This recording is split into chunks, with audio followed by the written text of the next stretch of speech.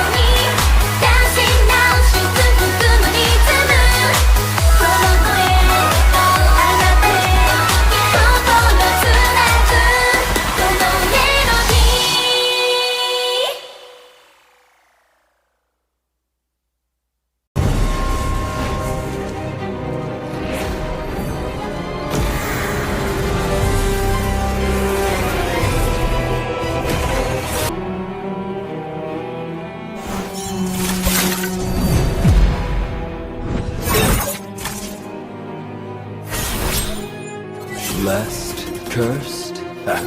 What difference does it make? I walk a path few would dare follow. I am the harbinger of bone.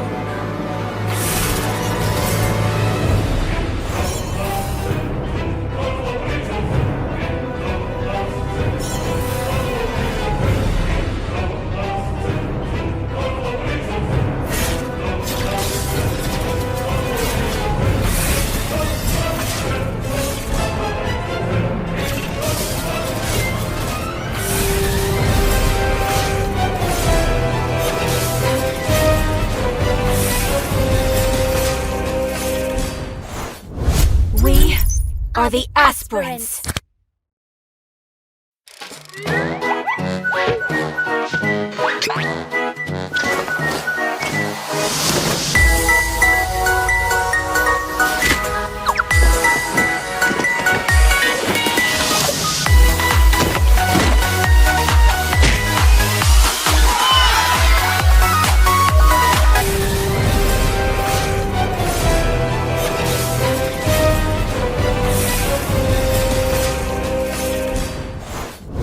We are the aspirants.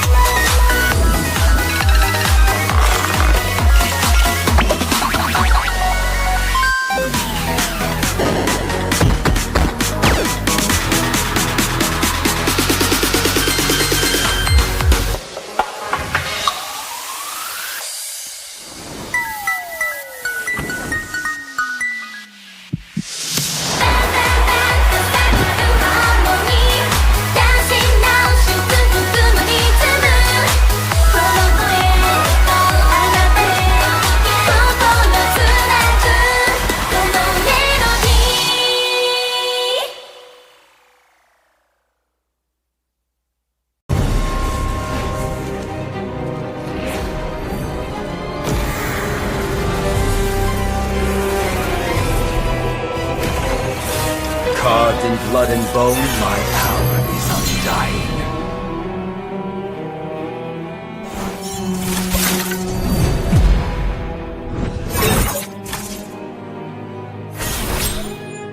Blessed? Cursed? What difference does it make? I walk a path few would dare follow. harbinger of bone.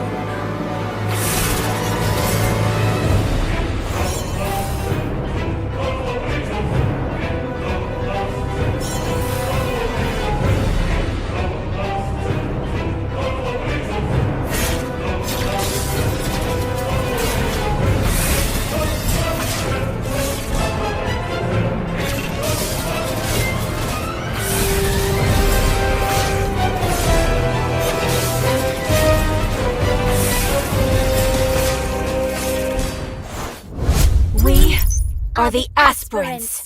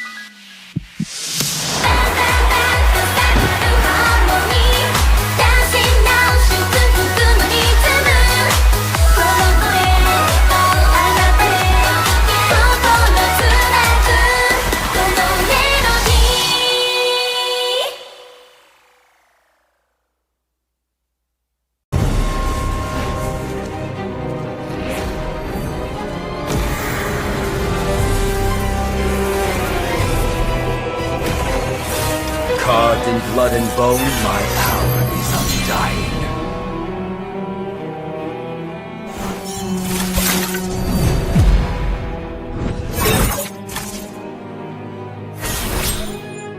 Blessed, cursed? What difference does it make? I walk a path few would dare follow. I am the harbinger of bone.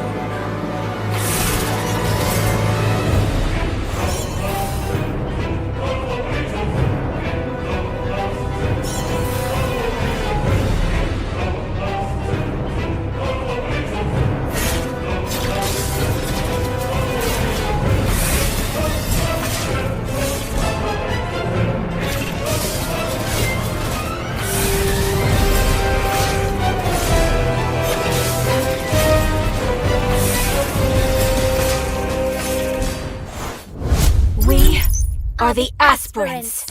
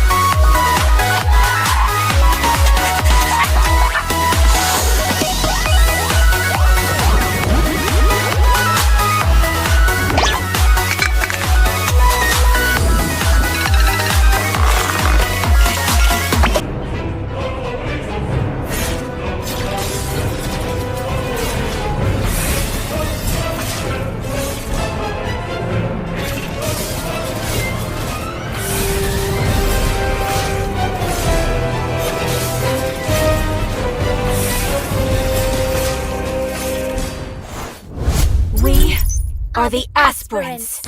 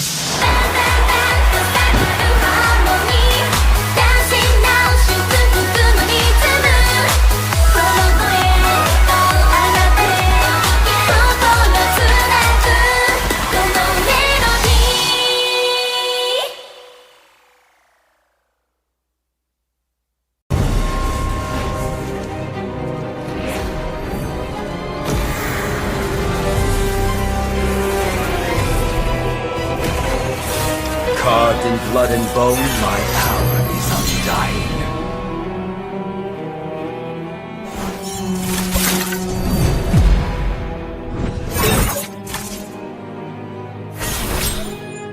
Blessed?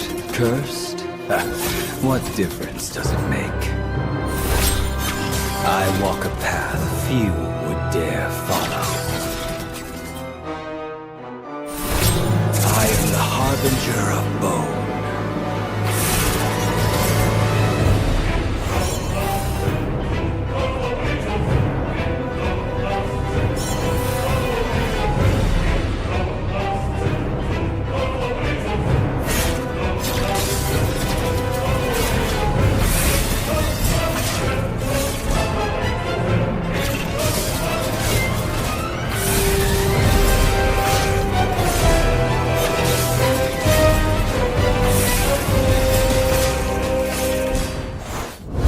We are the aspirants.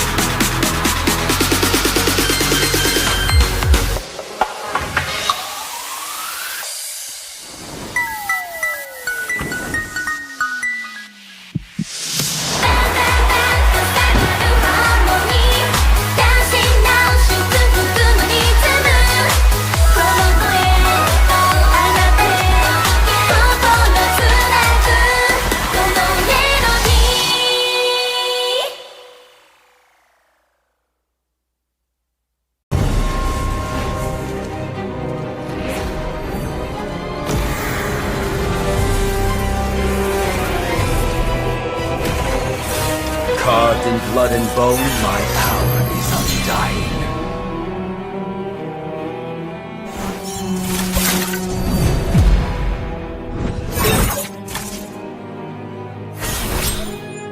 Blessed? Cursed? What difference does it make? I walk a path few would dare follow. I am the harbinger of bone.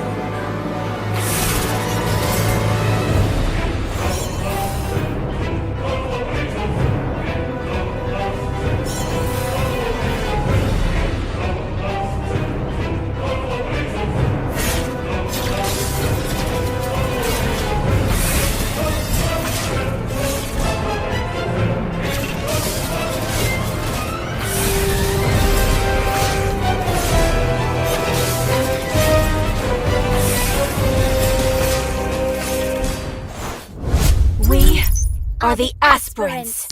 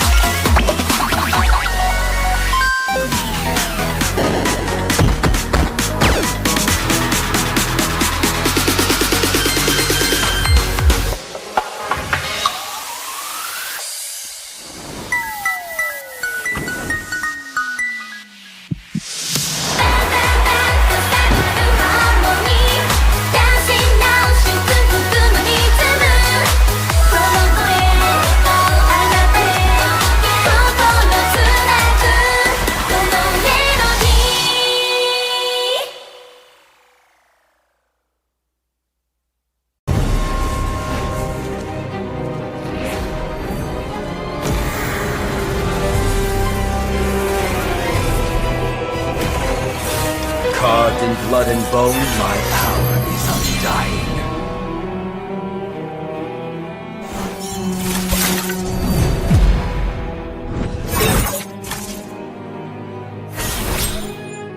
Blessed? Cursed? What difference does it make? I walk a path few would dare follow. I am the harbinger of bone.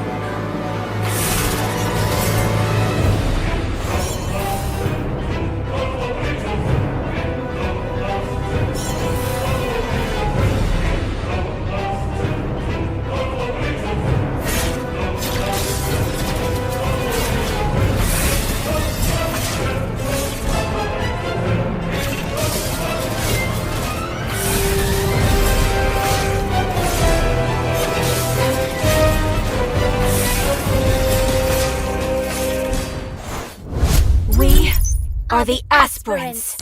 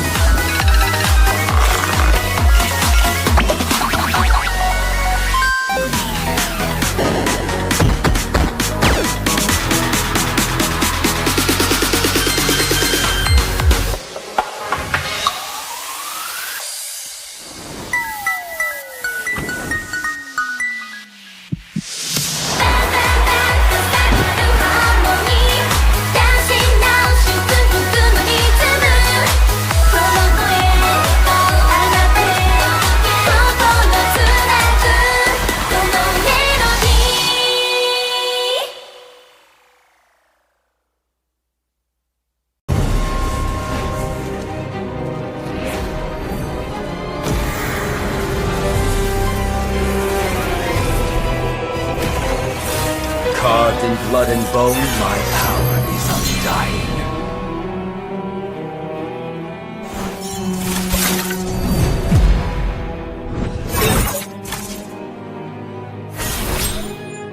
Blessed? Cursed? What difference does it make? I walk a path few would dare follow. I am the harbinger of bone.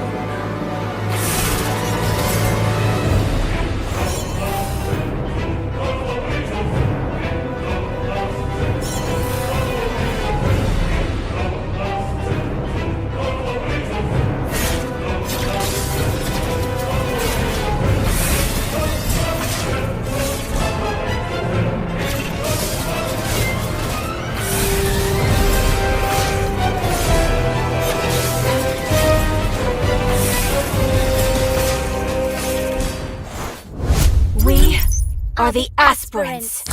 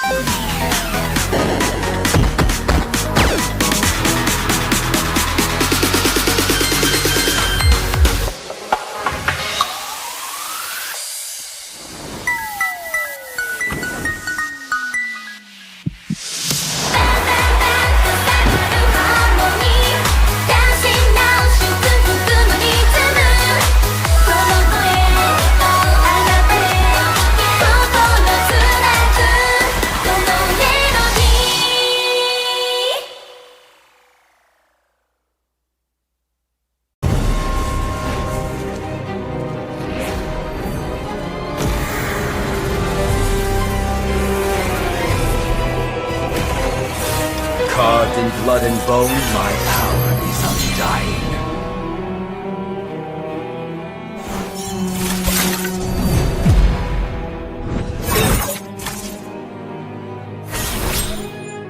Blessed? Cursed? What difference does it make?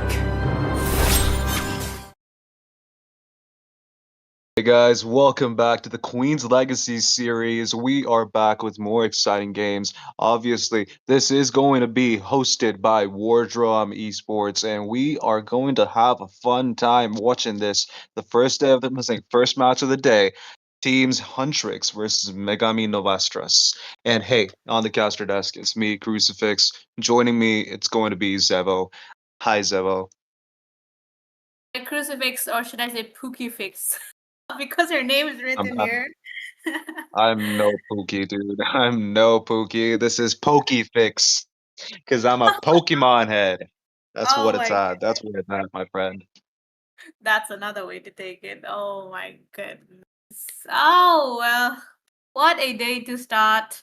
It's it's a female tournament, not anything you get to see every day. All a Hey, female hey, team. hey. Just Hey, Ozebo, line that's not right, dude. That's not just a female tournament. It's a queens tournament. Queens are playing against other queens, and well, only one queen's gonna come up on top, one team, of course. But yes, I just wanted to clear that out.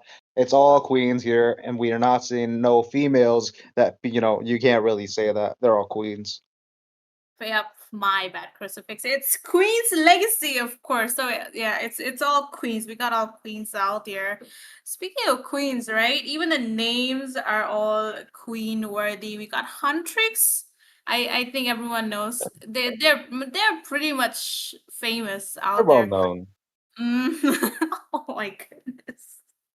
True. And hey, Uh, Megami is actually the Japanese word for goddess, not mm. queen, though. So I don't know what they're actually cooking. Do they think they're actually one step above the cut? And well, talking about that, Zevo, can you run us through the banning, because I see a few bans that are noteworthy. I can see that they started picking though. I certainly. For Megami, they did went for the they did go for the classic bands, the Kadita Florin Grok, still Yep. quite much viable into the game. But from Huntrix, apart from the lens, I think Obsidia and Lunox, right? Obsidia may be a bit of a Mhm. trouble because she is a little bit new, so people might not know how to go around her. But that True. Lunox, I think it's a bit out of place. I'll completely be honest with you. The Obsidia, though, I see that she is practically used in only one streamlined build. I Mhm. don't see her used in many other builds other than the critical build, obviously, that has more DPS. And done and tested, obviously, it does 42% more, damage than the, Trinity build, obviously. Well, personal experience, I've actually calculated all the damage, but look at that. We're back into the pick-in phase. We're a little too slow, so I'll just rush it through. We've got Farsa. No, okay, Terizla and Carmilla onto the side of Team Huntrix. I've not seen Terizla in a while, but that is kind of a good pick. But then Megami Novastras go for that. The Gatok Kacha and the Zacian, two heavenly, oriented heroes. These heroes are, the origins are from, heavenly places, obviously. A queen, a Zacian, and also Gatok Kacha, who is kind of like every Indian, knows about who Gatok Kacha is. Yep, yep, of course, of course. We got two interesting pairing lineups going on. Not much meta oriented, but then again, there are a hint Yeah. of comfort from both the teams. The Carmilla Terisla, quite interesting. But I do like the fact that they go for Farsa and her counter, Yeah. right? The Gatod and also the Zatian all together. It's gonna be a bit of a trouble for Farsa, but we get Yeah. a Leslie out. Another unorthodox pick. Not gonna lie, but Yeah. it's the user's choice, right? Completely agreed. I'll be very honest with you. I actually see the potential behind the Leslie pick right now. Of course, Terizla and also Carmilla are going to be a little too tanky, and every other marksman in the gold lane is going to have a hard time against these heroes, obviously. So getting the Leslie on and keeping her safe is kind of like a good idea. I think the camouflage state is going to keep her away from Farsa's auto locking ultimate, the feather airstrike, unless of course Farsa manually targets it. Then Leslie's kind of screwed. But then again, it's all a matter of how they play the game. We've got the second banning phase going through. We've got a Bane and Alucard. Alucard, for some reason, who is surprisingly much more effective now that he's gotten a little bit of an increase in damage and also the reduction in life Bane effects. That is, of course, the anti-heal effects, from Glowing Wand, Sea Halberd, and Dominant Size. Obviously, these three items are the ones that give the life Bane effects. After that nerf, the 10%, Alucard has been seeing a steady rise in usage rate, but Bane, as of recent, for some reason, people never really realized Bane's effectiveness. And the moment they actually increase the damage from his second skill by 50 points, they go and decide to pick him. He was always that strong. He was no different from what he is now. It's just a little bit of an increase, dude. Now he can one tap. That's basically it. You can Yeah. still one tap with three holy crystals back in the day, but seriously, dude. Now you realize that now? I feel bad for the dude, Mr. Octopus. He's just getting the spotlight that he deserves, right? Now that he's in the Fair, fair. spotlight, he's mostly getting benched onto the banning phases. But yeah, people Yep. who have been using Bane should know his potential, and he can be flexed into jungle mid or even the gold lane as well. So Bane is a really, really huge threat as long as you know how to use him all together. So I do get the ban coming in from Huntrix as well. Mincetar, say it's quite common in the ranked games, but in the tournament, Mincetar is just a conditional hero, which is barely used these days because mostly it's phobias that counters the dash heroes, which was kind of the main purpose of Yep. Mincetar. But we get an Angela roam and Oh, keeping the jungler for the last pick from the side of Megami though. that's kind of smart.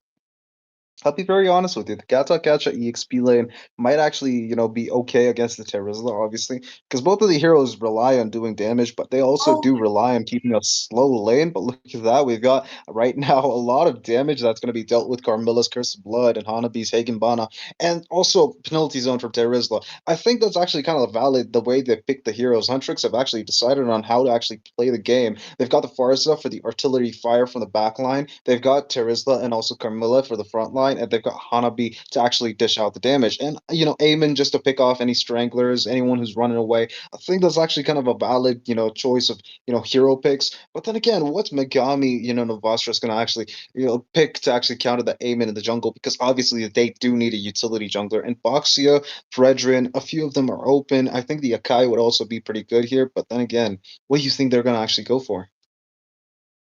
hmm. Oh, Oh, it's Fredrin. yeah, I think Fredrin is one of the best choices in the utility. He got that damage with True. the bonk altogether. He got all those HPs out. He's quite chunky. He's quite a chunky boy. So, of course, paired with Hey, the hey, Angel. hey. I'm so sorry to cut you off. You don't call Fredrin a boy. He's not a chunky boy. He's a chunky man. A man's got to do what he's got to do, and he's gonna carry the game if he can. Oh If my not, Team Huntrix is going to get the win. But he's a man nonetheless. yeah, my bad, my bad. Yeah, we got a pretty chunky man. Backed up by Angela though. So they're gonna be having a bit of a problem. But the thing with Megami and their draft is that their draft is mid to late oriented. They don't have that early game advantage much. Definitely So, not. you know, they might have a bit of a hard time because there's a Farsa for the assault as well. Hanabi is pretty much, she got all that range from her passive bouncing around here and there. You might have a bit of a problem because of that. True, I completely agree with you. And with the fact that you've got a late game insurance in the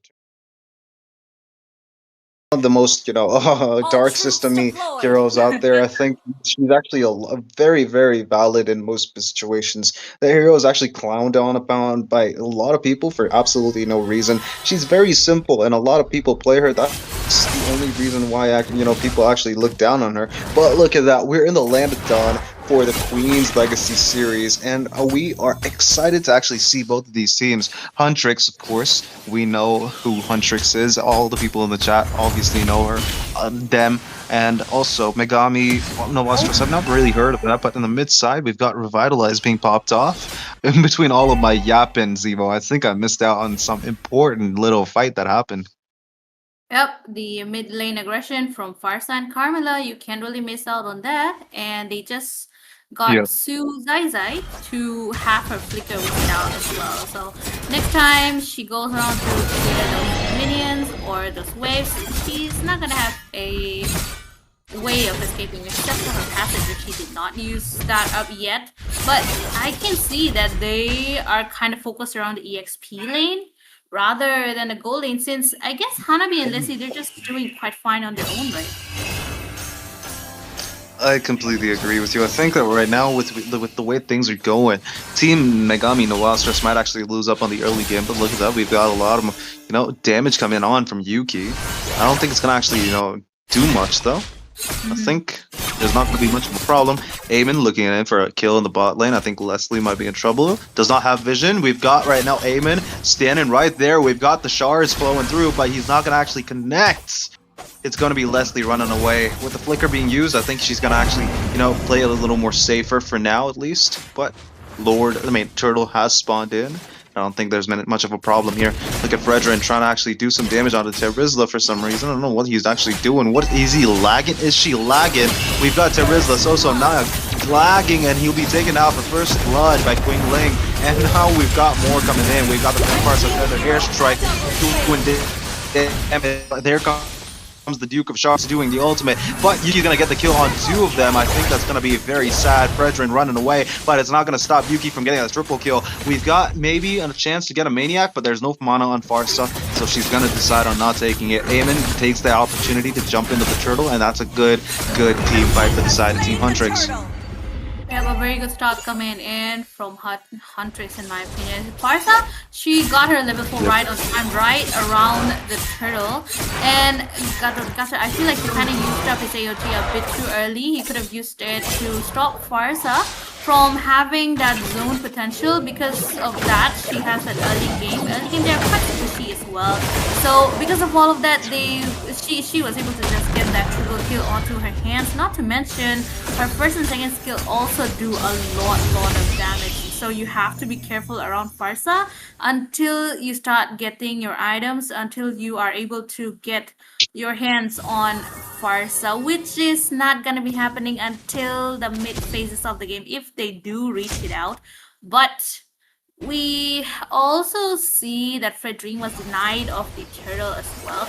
Although there's not much difference in the level difference. Farm, maybe yes, a bit, but Farsa right now.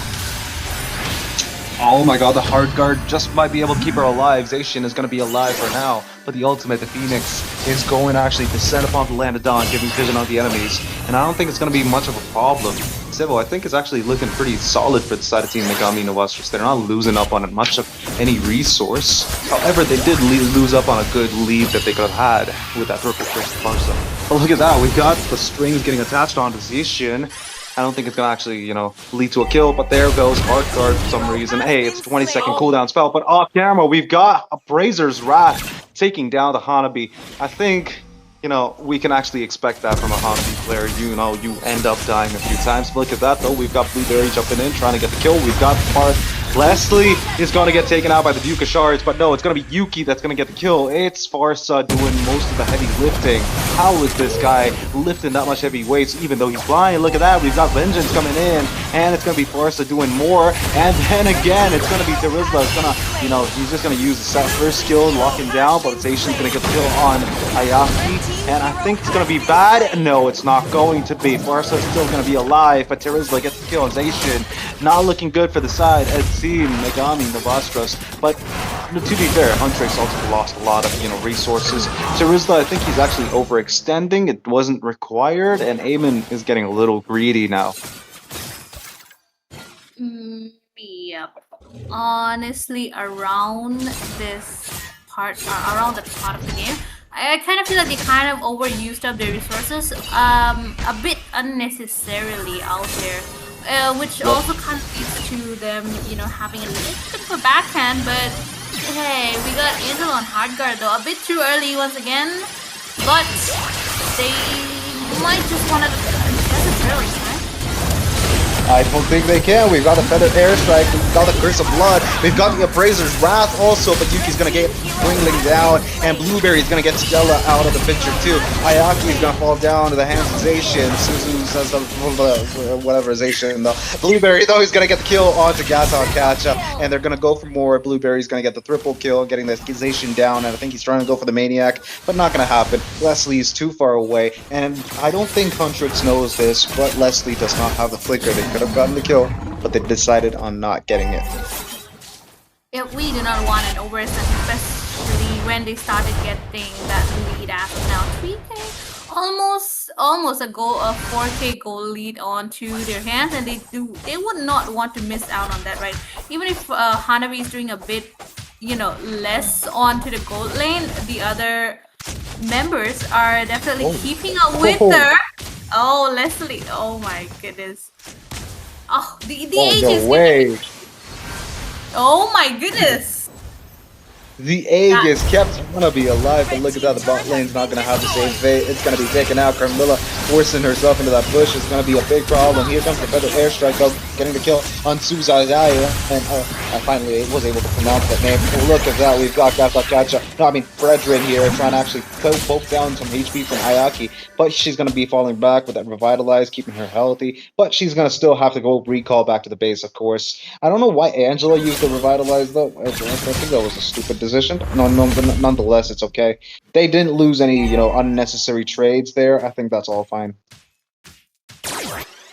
Yeah, certainly as now you don't want unnecessary trade, especially when they have national one as well. But top lane, it is a 2v1 going around. And a twist. What is Kinta doing, dude? Oh, look at that. We've got mid lane Feather Airstrike into the kill and Suicide's Eye. And Quinn Ling also getting followed down by the Duke of Shards. Blueberry is going to make sure that, Fredrin's going to be taken out. But look at that. He's decided on jumping in for the third turtle of the match. I think it's going to be valid for him to actually take it. Get the, insurance of having the gold lead to their side. Blueberry gets it down. But she's actually going to be able to spot the Leslie. Not going to follow through with it, though. But we've got right now Gata Kacha with a hard guard. It's not going to actually be, an easy kill, so they decide to actually back off. They're not going to get the mid tier 1, and they decide to actually play it safe. I think Huntrix is fine. The 100 should be fine as long as they do not overextend anything. And the Hanabi is actually helping quite a lot by slowing it down, even if it's not doing any damage. But Blueberry was a monster onto Leslie. She was not able to flicker out in time, though, because she did not have a flicker at all. One big problem of having an Amon is that you can't really escape his endless shots unless you time your flicker out right, or you got something to immune all those as well. But as of now, Megami, they are quite losing because of the pressure that Huntrix is giving them.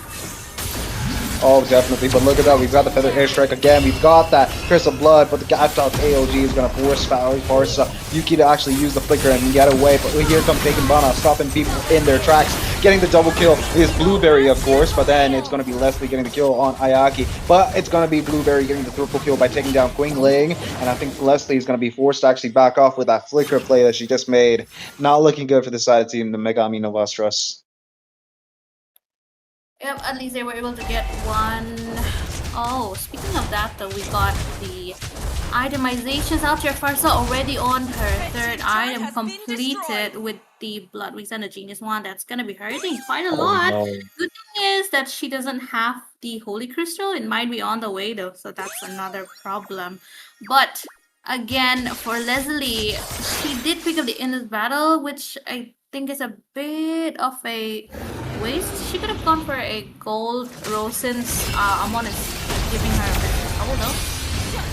Here comes the Gatok. No, I mean not Gatok. I mean the Fredrin, of course, taunting him. But there goes the Curse of Blood, catching three people. But the Feather Airstrike is gonna mark its way down. But Gatok AOG is gonna catch two. But it's gonna be Hanabi who's gonna be surprising everyone by taking down Gwingling and also Lyra and also Stella. He gets the third pull kill so early on. It's just 10 minutes in the game, and now Hanabi has shown signs of being alive and well. She is going to be taking down a Oh, maniac and following through. She might actually just try to get the kill on Leslie too, but I don't think anyone's going to follow through with that one.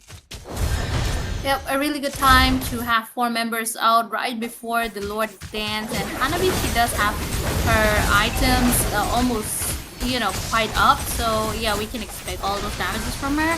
Not to mention she's getting those last hits onto herself altogether. So that was kind of the main reason for a Maniac as well. But Yuki on that Farsa 8012 KD, she is basically being the backbone of the team as of now, providing all the providing all of these zones Artillery. that's because of her of that's because of her range out there, and that feathered airstrike is Okay.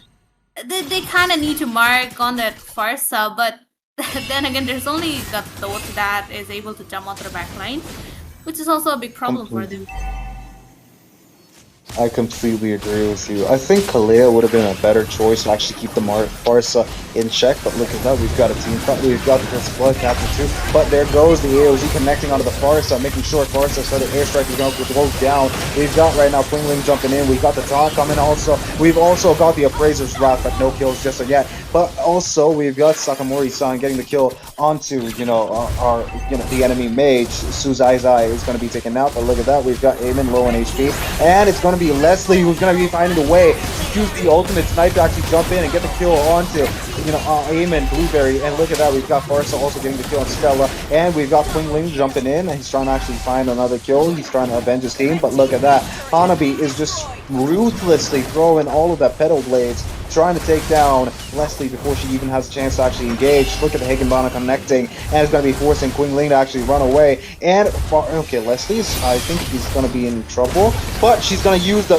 first skill, the camouflage state, to reset her passive and make sure the Hanabi is going to be taken out. But look at that, the perfect use of celestial armaments to actually keep Terizla in place. So is not going to be surviving though. But, that is okay because the enemy mage was actually, sacrificed to get the Terizla down. So is also going to get taken out. Yeah, that was quite a good defense coming in from the side of Megami. They were able to press down the oppression that's coming in from the side of Huntrix, which gives them a little bit of time to have that little breather on their side. And since Gatot has that blade armor, Hanabi is gonna be hurting herself a bit more. I actually kind of expected Hanabi to have a bit more of a hard time, but then again, since she is around her team a lot, she is not struggling at all. Apart from that, Fredrine, he has been quite falling down a bit. But Leslie, though, she does have one item left onto her build, and she is showing the results of all of those items and farms in her hand. She's just gonna be a late game monster for the side. So Huntrix, they kind of need to mark Leslie now, but the front line is just not letting them have Leslie anymore because they know if they give out Leslie, it might just go onto the wrong side once again. Fair, but there might not be any contest from the side of Team Megami Novastros. But I could be wrong. We've got the Phoenix descending on Command of Dawn, getting vision, and we've got the Curse of Blood. But it's going to be Blueberry that's going to make a seal reveal on the Lord. But it's going to be Sukamori-san who's going to get the kill onto Frederick, and Blueberry getting the kill on Stella, and also Lyra. And I think that's going to be a kill on Leslie too. That's going to be a wipeout for the side of Team Megami Novastros, and no mercy from the side of Team Huntrix. They're just going to let the minions take it down. They're going to actually not do anything. They're just recalling back into the enemy's faces while the minions do all the hard work making sure the Nexus is taken out. And I actually kind of don't like that behavior on most teams, but they deserved it. They got a good wipeout. They did, do their best. They made sure they won. Sportsmanship is something that people should carry around, especially when they're going True. up against other people, right? So, I Say Huntrix, they have been really doing well around throughout the whole game, and as far as her positioning, it has almost been spot on. Yes, I do agree that Gatot was able to land one or two few hits on her, but that was not enough for them to even lay a hand on Farsa because she just got that too much of those, you know, just too much of this farm altogether, and they were Fair. just not able to get onto the back line.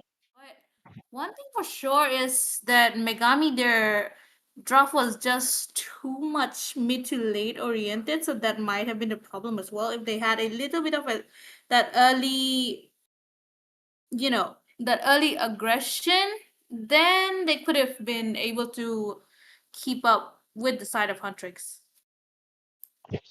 I completely agree with you. But looking at what I actually just saw, Carmilla had a 90% engage rate in every team fight that she was there in. And I think Barca with an 87% and 100,000 damage is absolutely bonkers. This hero was single-handedly carrying the game without any stress from anybody. And Forza was not taking it down even once. 11-0-16. What are we talking about? Yuki was absolutely goated in the previous match. One thing that I want to mention though is that I just realized that I have Angela's Sanrio skin as my background. I am kind of confused in many ways, but it's okay. I think that's all right because this is the Queen's Legacy Cup, and apparently I'm supposed to actually also be a queen. Everyone's got a queen in them. You just need to channel your inner queen now. Hey, they're not talking about channeling our inner queen, dude. I might just be an Angela player pretty soon, but I'm not gonna be just any Angela. I'm gonna be a Mangela. It's a Mangela. But Of course. Yeah, that should suit you a lot, Mangela, rather than Angela. oh, damn, dude. From Argus to Angela, dude, how far have I fallen? Oh my goodness. We should actually blame our staff for the background, but yeah, the background actually suits you. So Oh apart no. from yeah, jokes No, aside. you can't take me from immortality or death to poppy poppy poop, dude. That's absolutely brutal. I mean, your name is Pookie Fix out here, so Oh, let's Pokefix. Put Pokemon. Put maybe my favorite Pokemon, of course, Haxorus in the background. I wouldn't mind that. But why Angela? I don't know. It's just what they decided. But Crucifix. Jokes aside, we still have a lot of games coming up behind us, and we Yes, should we be do. looking forward to those as well. So, to our dear viewers, don't go anywhere while we take a short break. Stay hydrated and stay tuned.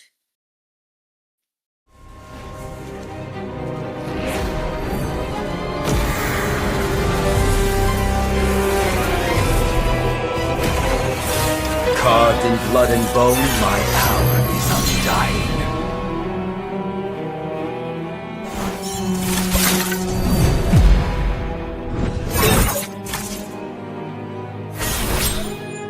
Blessed? Cursed? What difference does it make? I walk a path few would dare follow. I am the harbinger of bone.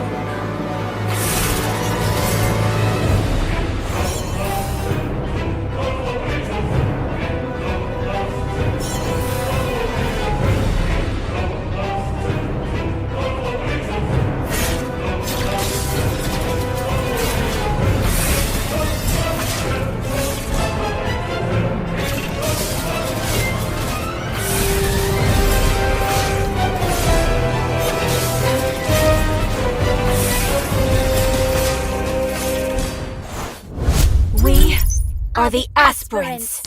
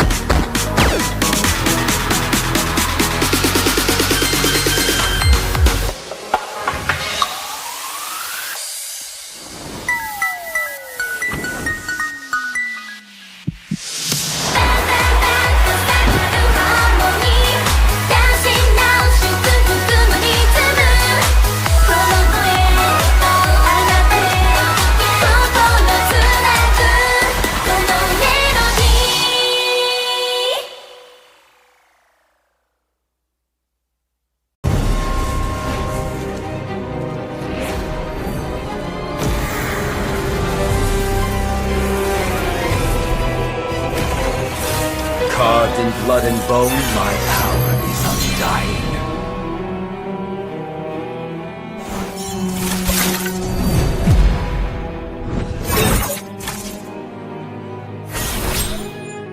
Blessed, cursed? What difference does it make? I walk a path few would dare follow.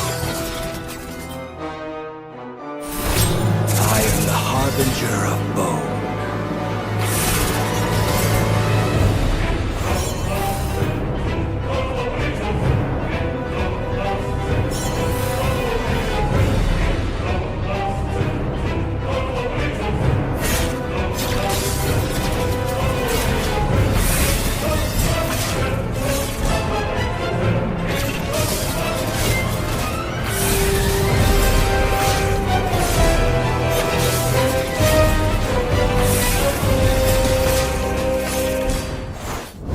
We are the aspirants.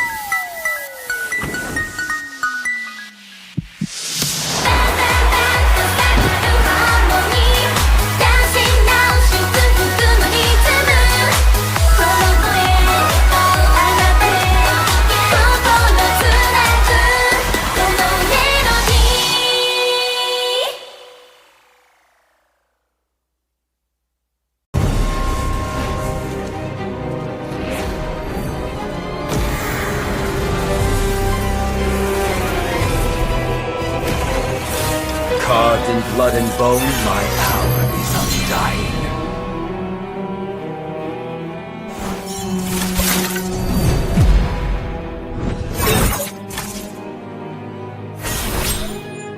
Blessed, cursed?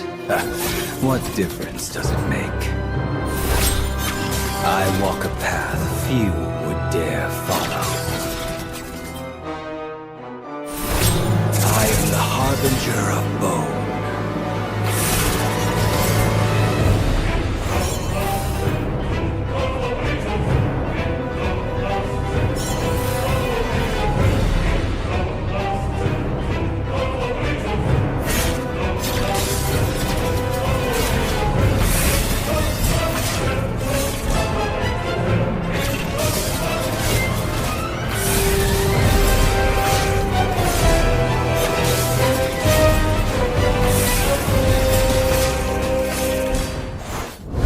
We are the aspirants.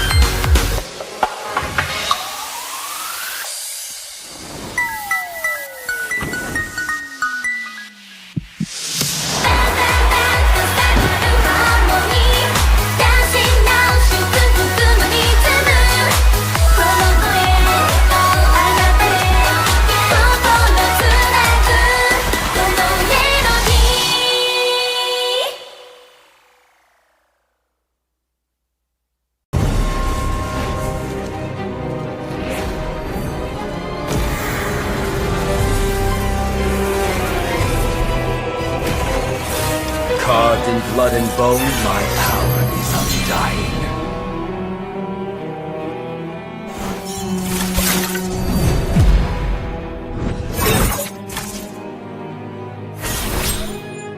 Blessed? Cursed? What difference does it make? I walk a path few would dare follow. I am the harbinger of bone.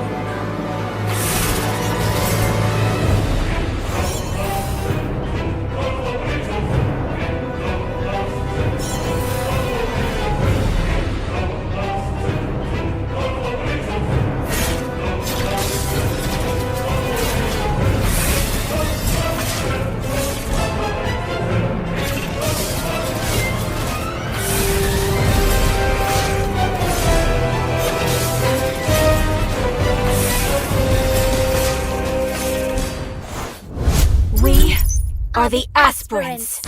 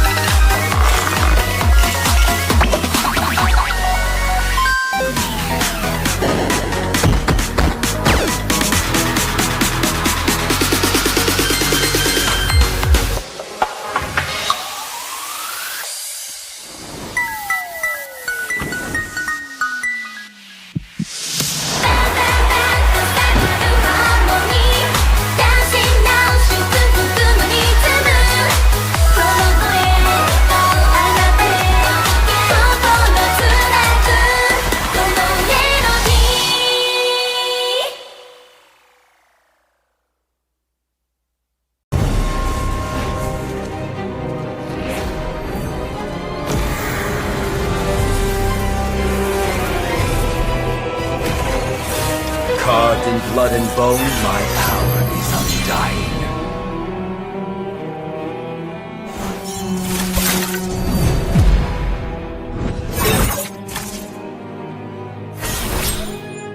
Blessed? Cursed? What difference does it make?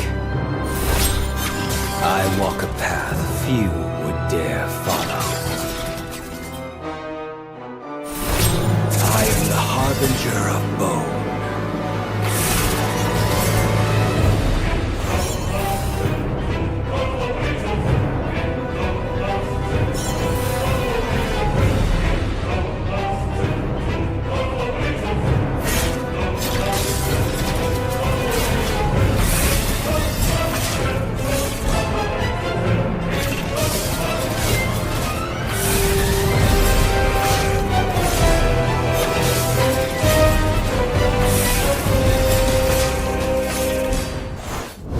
We are the aspirants.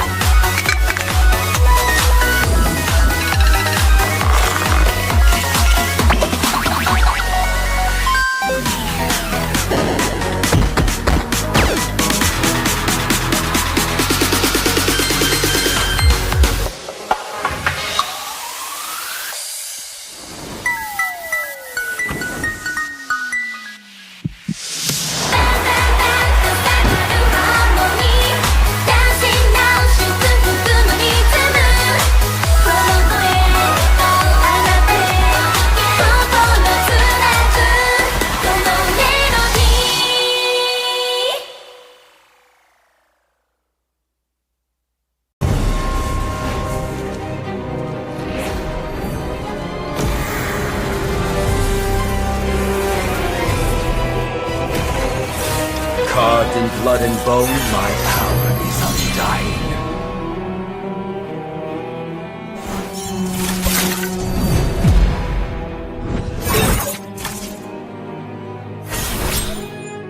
Blessed? Cursed? What difference does it make?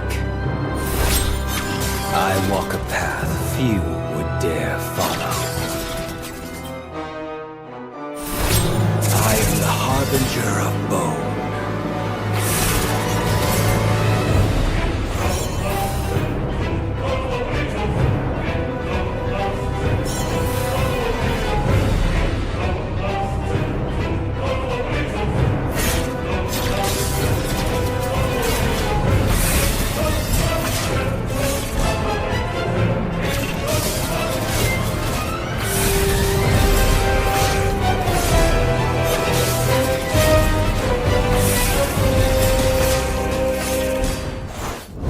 We are the aspirants.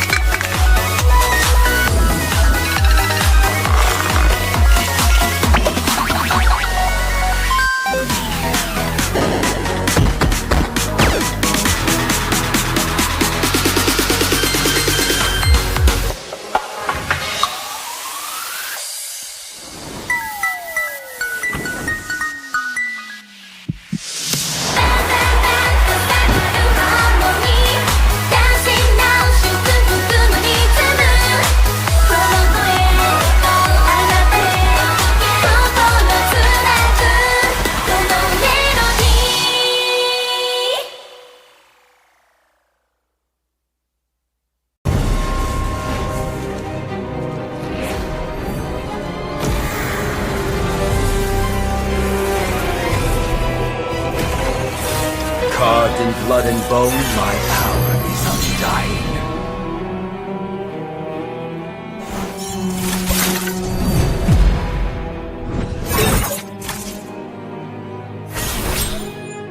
Blessed? Cursed? What difference does it make? I walk a path few would dare follow. I am the harbinger of bone.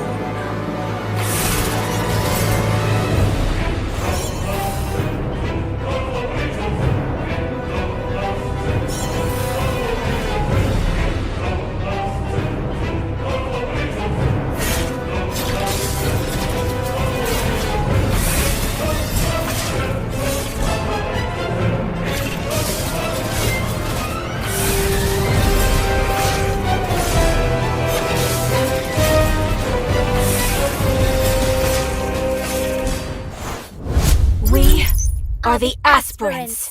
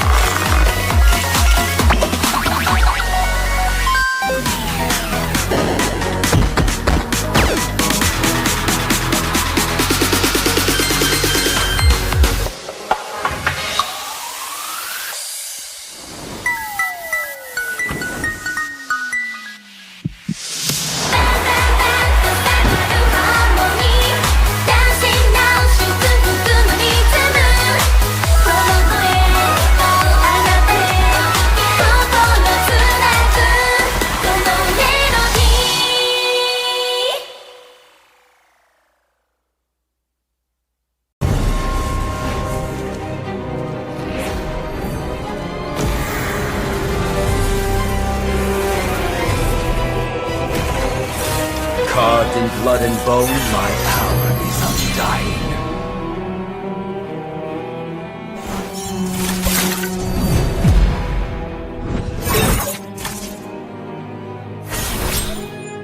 Blessed? Cursed? What difference does it make? I walk a path few would dare follow. I am the harbinger of bone.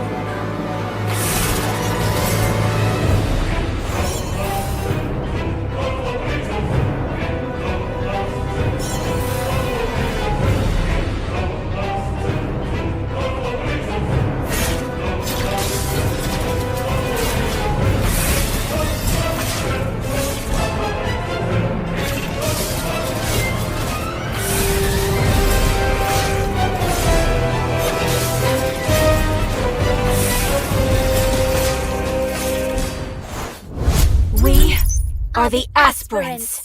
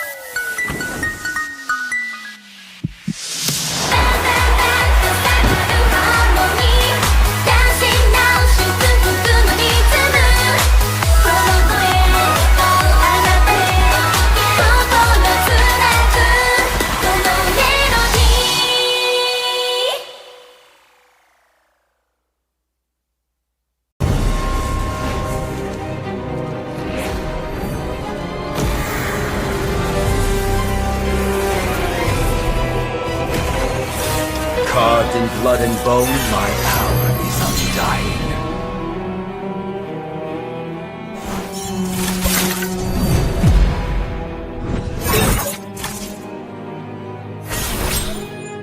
Blessed? Cursed? What difference does it make? I walk a path few would dare follow. I am the harbinger of bone.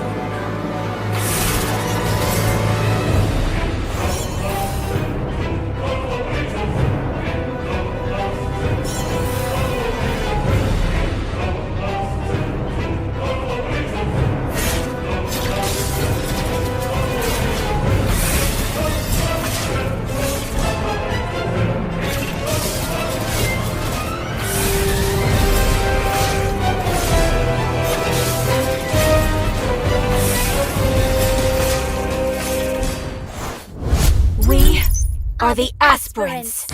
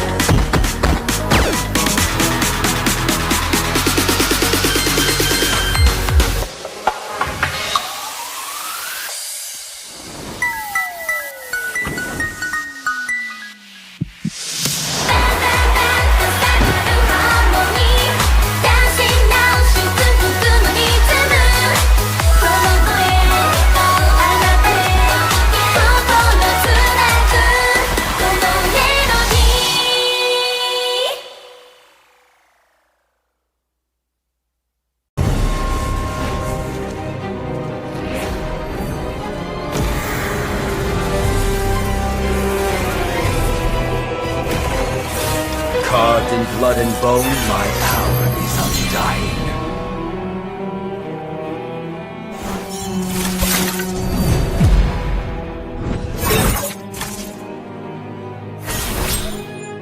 Blessed, cursed?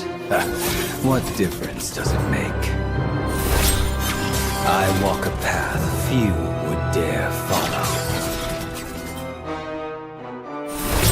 I am the harbinger of bone.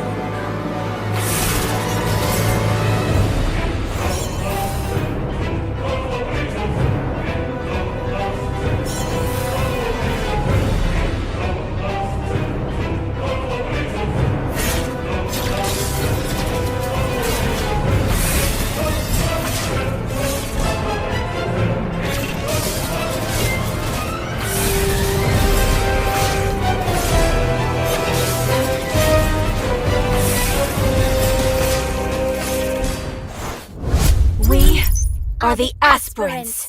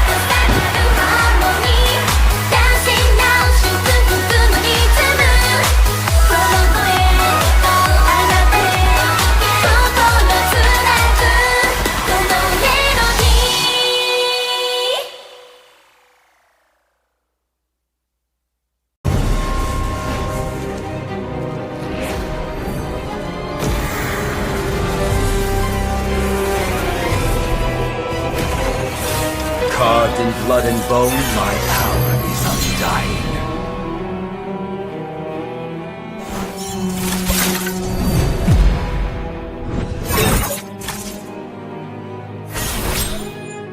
Blessed, cursed? What difference does it make? I walk a path few would dare follow. I am the harbinger of bone.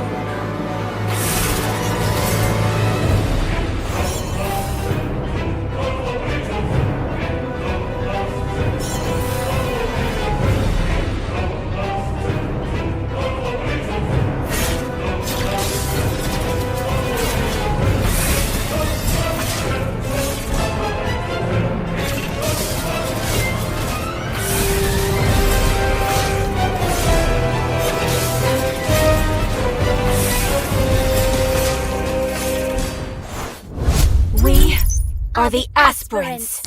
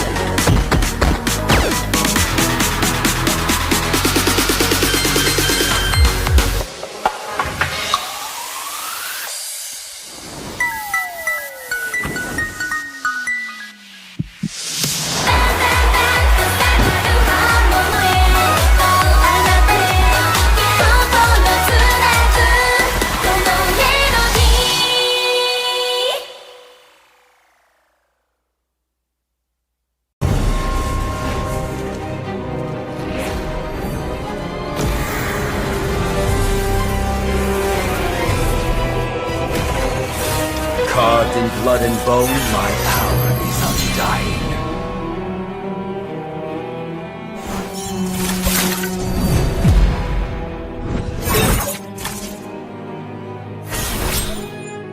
Blessed? Cursed? What difference does it make? I walk a path few would dare follow. I am the harbinger of bone.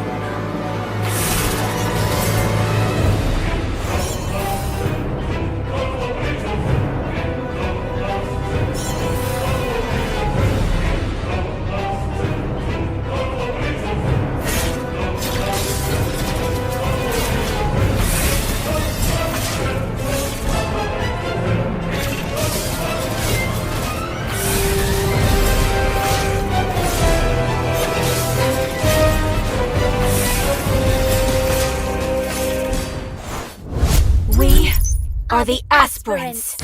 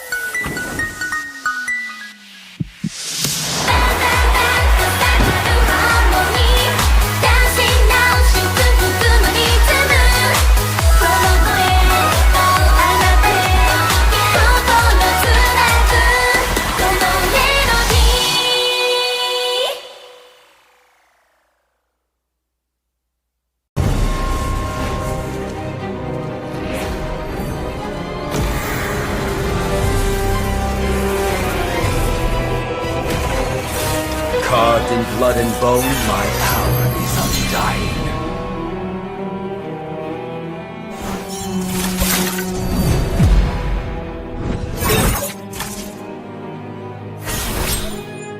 Blessed? Cursed? What difference does it make? I walk a path few would dare follow. I am the harbinger of bone.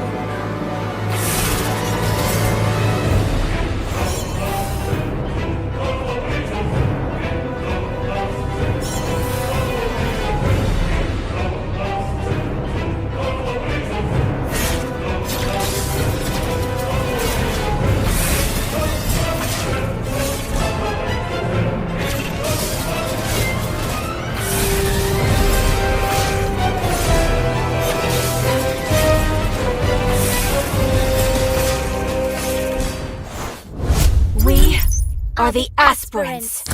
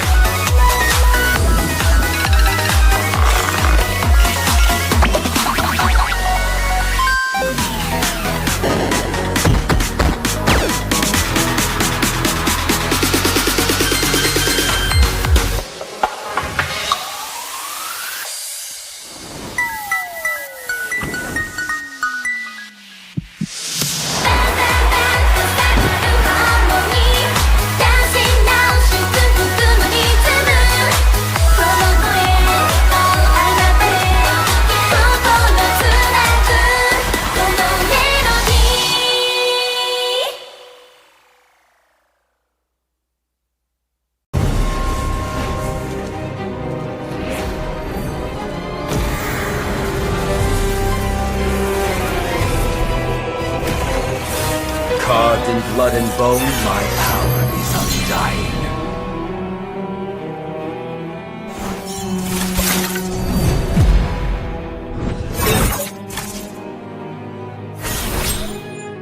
Blessed? Cursed?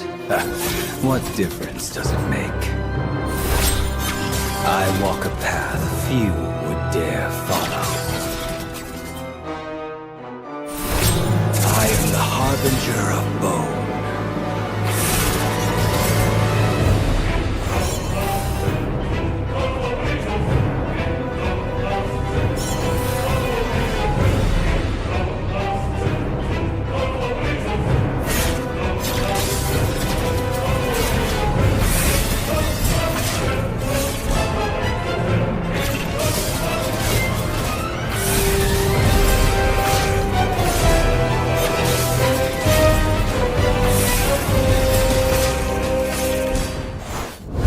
We are the aspirants.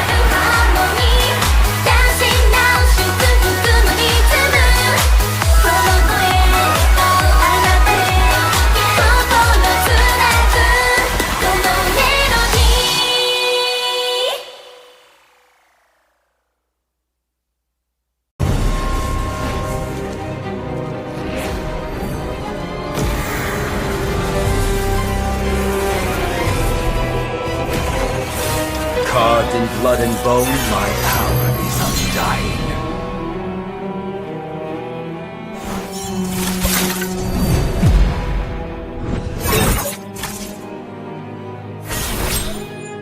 Blessed? Cursed? What difference does it make? I walk a path few would dare follow. I am the harbinger of bone.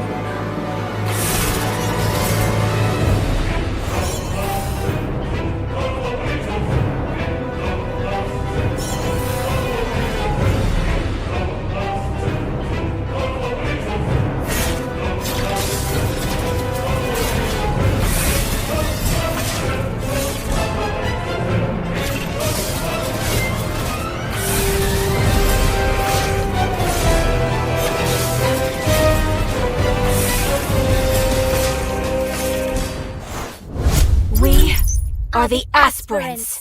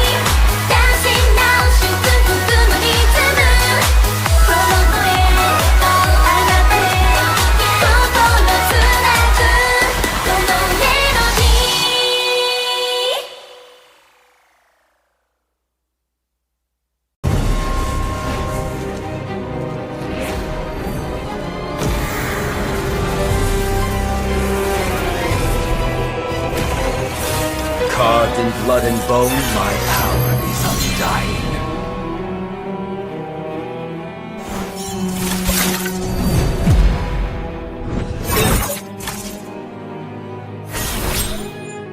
Blessed? Cursed? What difference does it make? I walk a path few would dare follow. I am the harbinger of bone.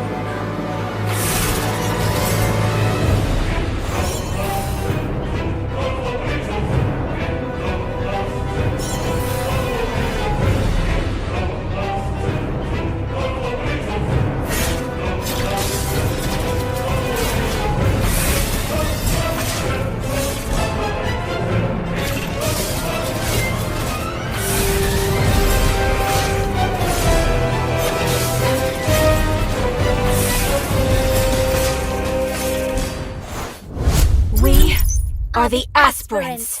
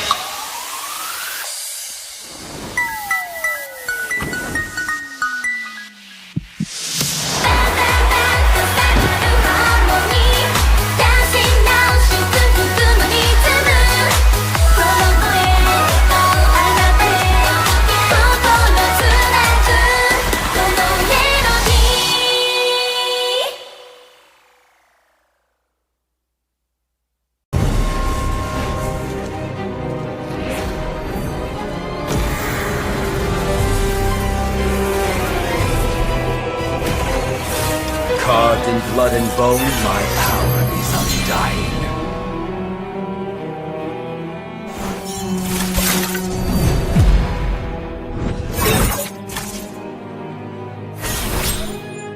Blessed? Cursed?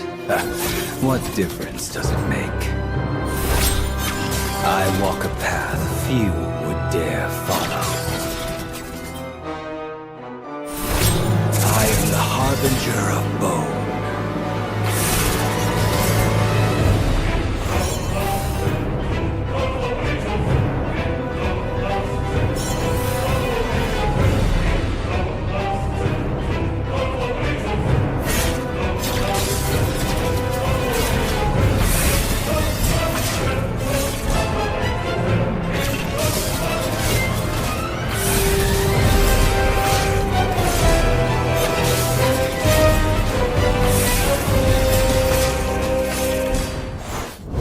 We are the aspirants.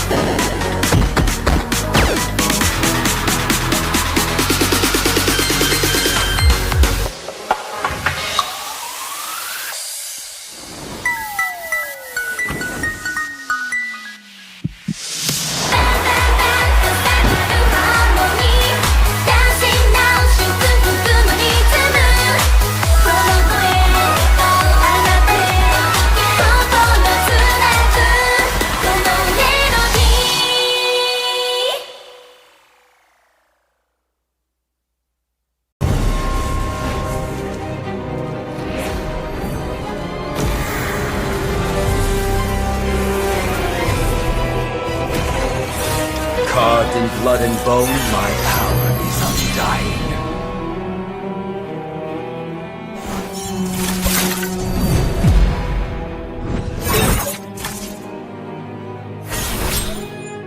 Blessed? Cursed? What difference does it make? I walk a path few would dare follow. I am the harbinger of bone.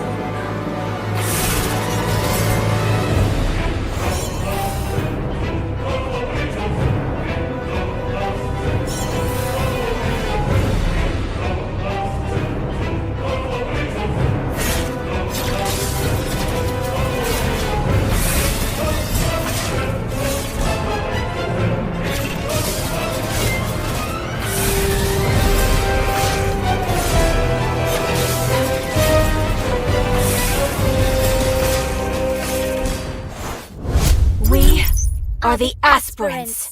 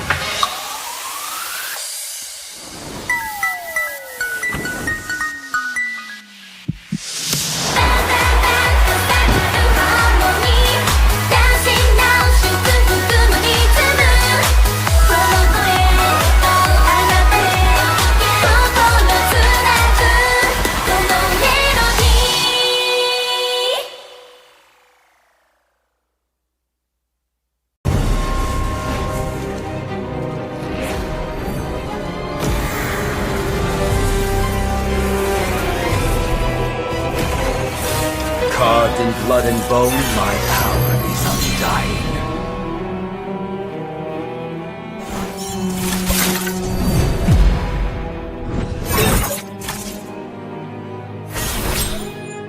Blessed? Cursed? What difference does it make? I walk a path few would dare follow. I am the harbinger of bone.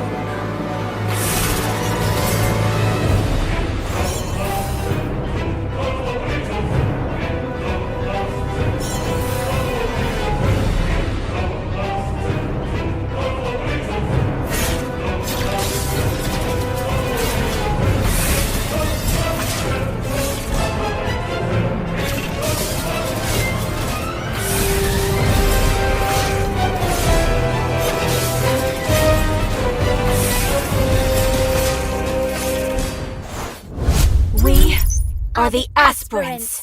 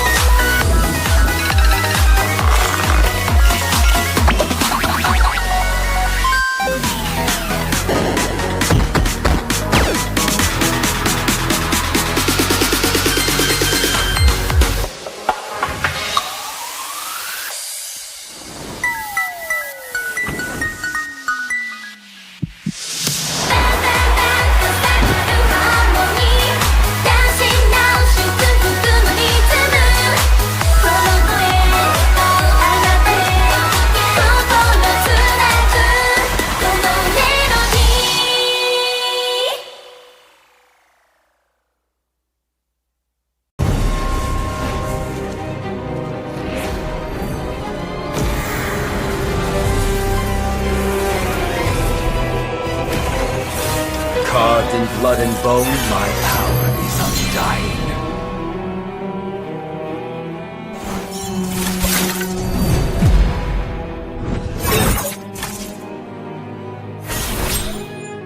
Blessed? Cursed? What difference does it make? I walk a path few would dare follow. I am the harbinger of bone.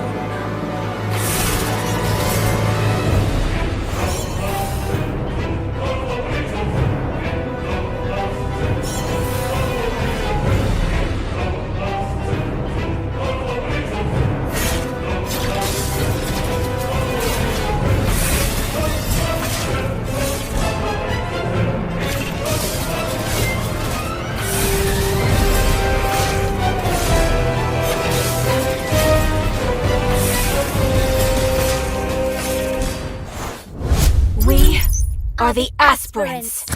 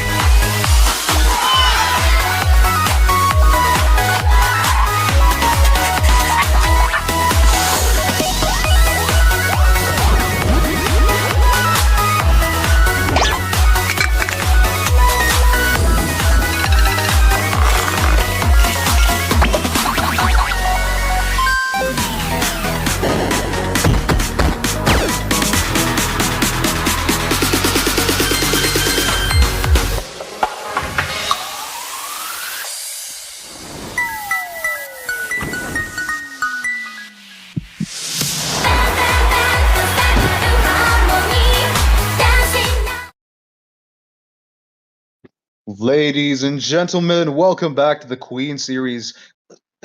Shit. Okay.